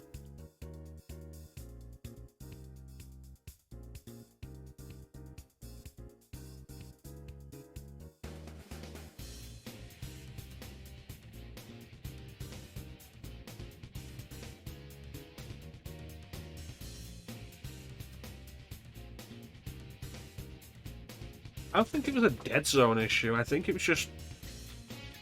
I don't know.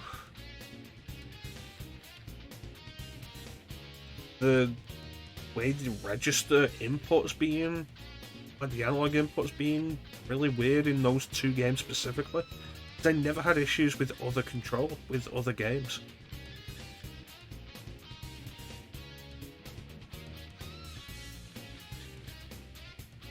It's besides the point, though.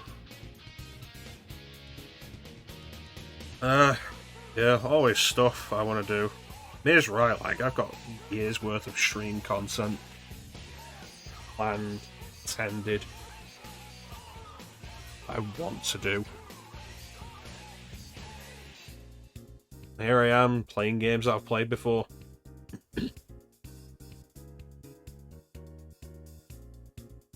Anyway, I want to thank everybody for joining the stream. Yeah, way too fast. Yeah, I never really had issue with it.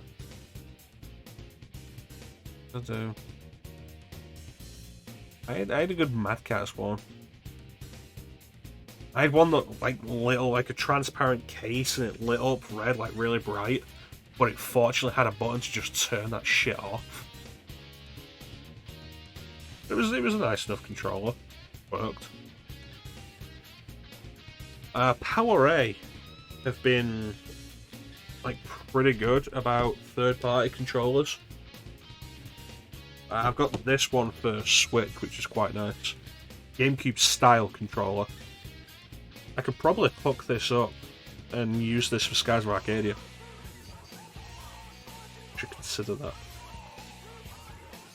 The only real issue with it, though, if I want to use it for GameCube emulation, is these shoulder buttons are not actually analog, because the Switch doesn't have analog triggers. So they go down a little bit,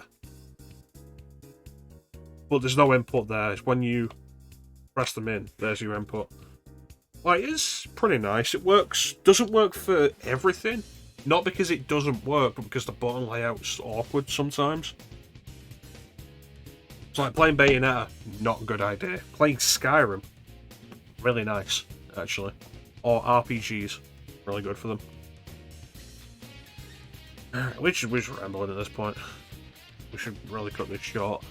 So I want to thank everybody for joining the stream. I always really appreciate the support. Big special thank you to everybody in the chat. Chat is always the best part of the stream.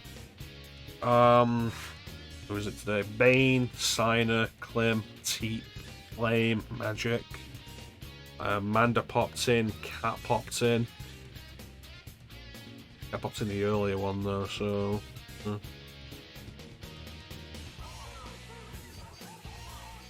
Pretty sure I said May. Said Signer. Said T.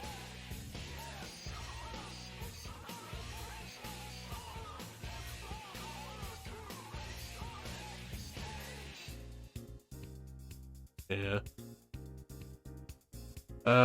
Like I say, back tomorrow at some point during the evening, probably, with Super Mario Bros. 3 with Teak.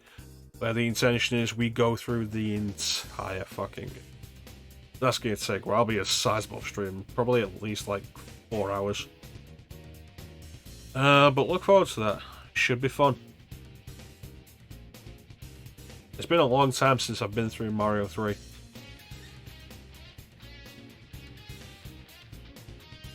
Aside from that, Sunday I'll be back with the critical discussion with Clem on Final Fantasy VI.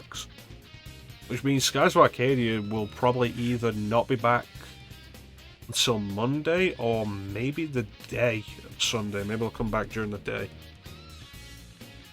But yeah, I want to wrap up Skies of Arcadia as soon as I can, and then like work on wrapping up the 10 years of Resident Evil before we get to October for Halloween. I want to get that done. But yeah, that's pretty much it. So, nothing else to say except thank you all for watching. Have yourselves a fantastic time of day, and take care. Catch you next time, guys. Bye.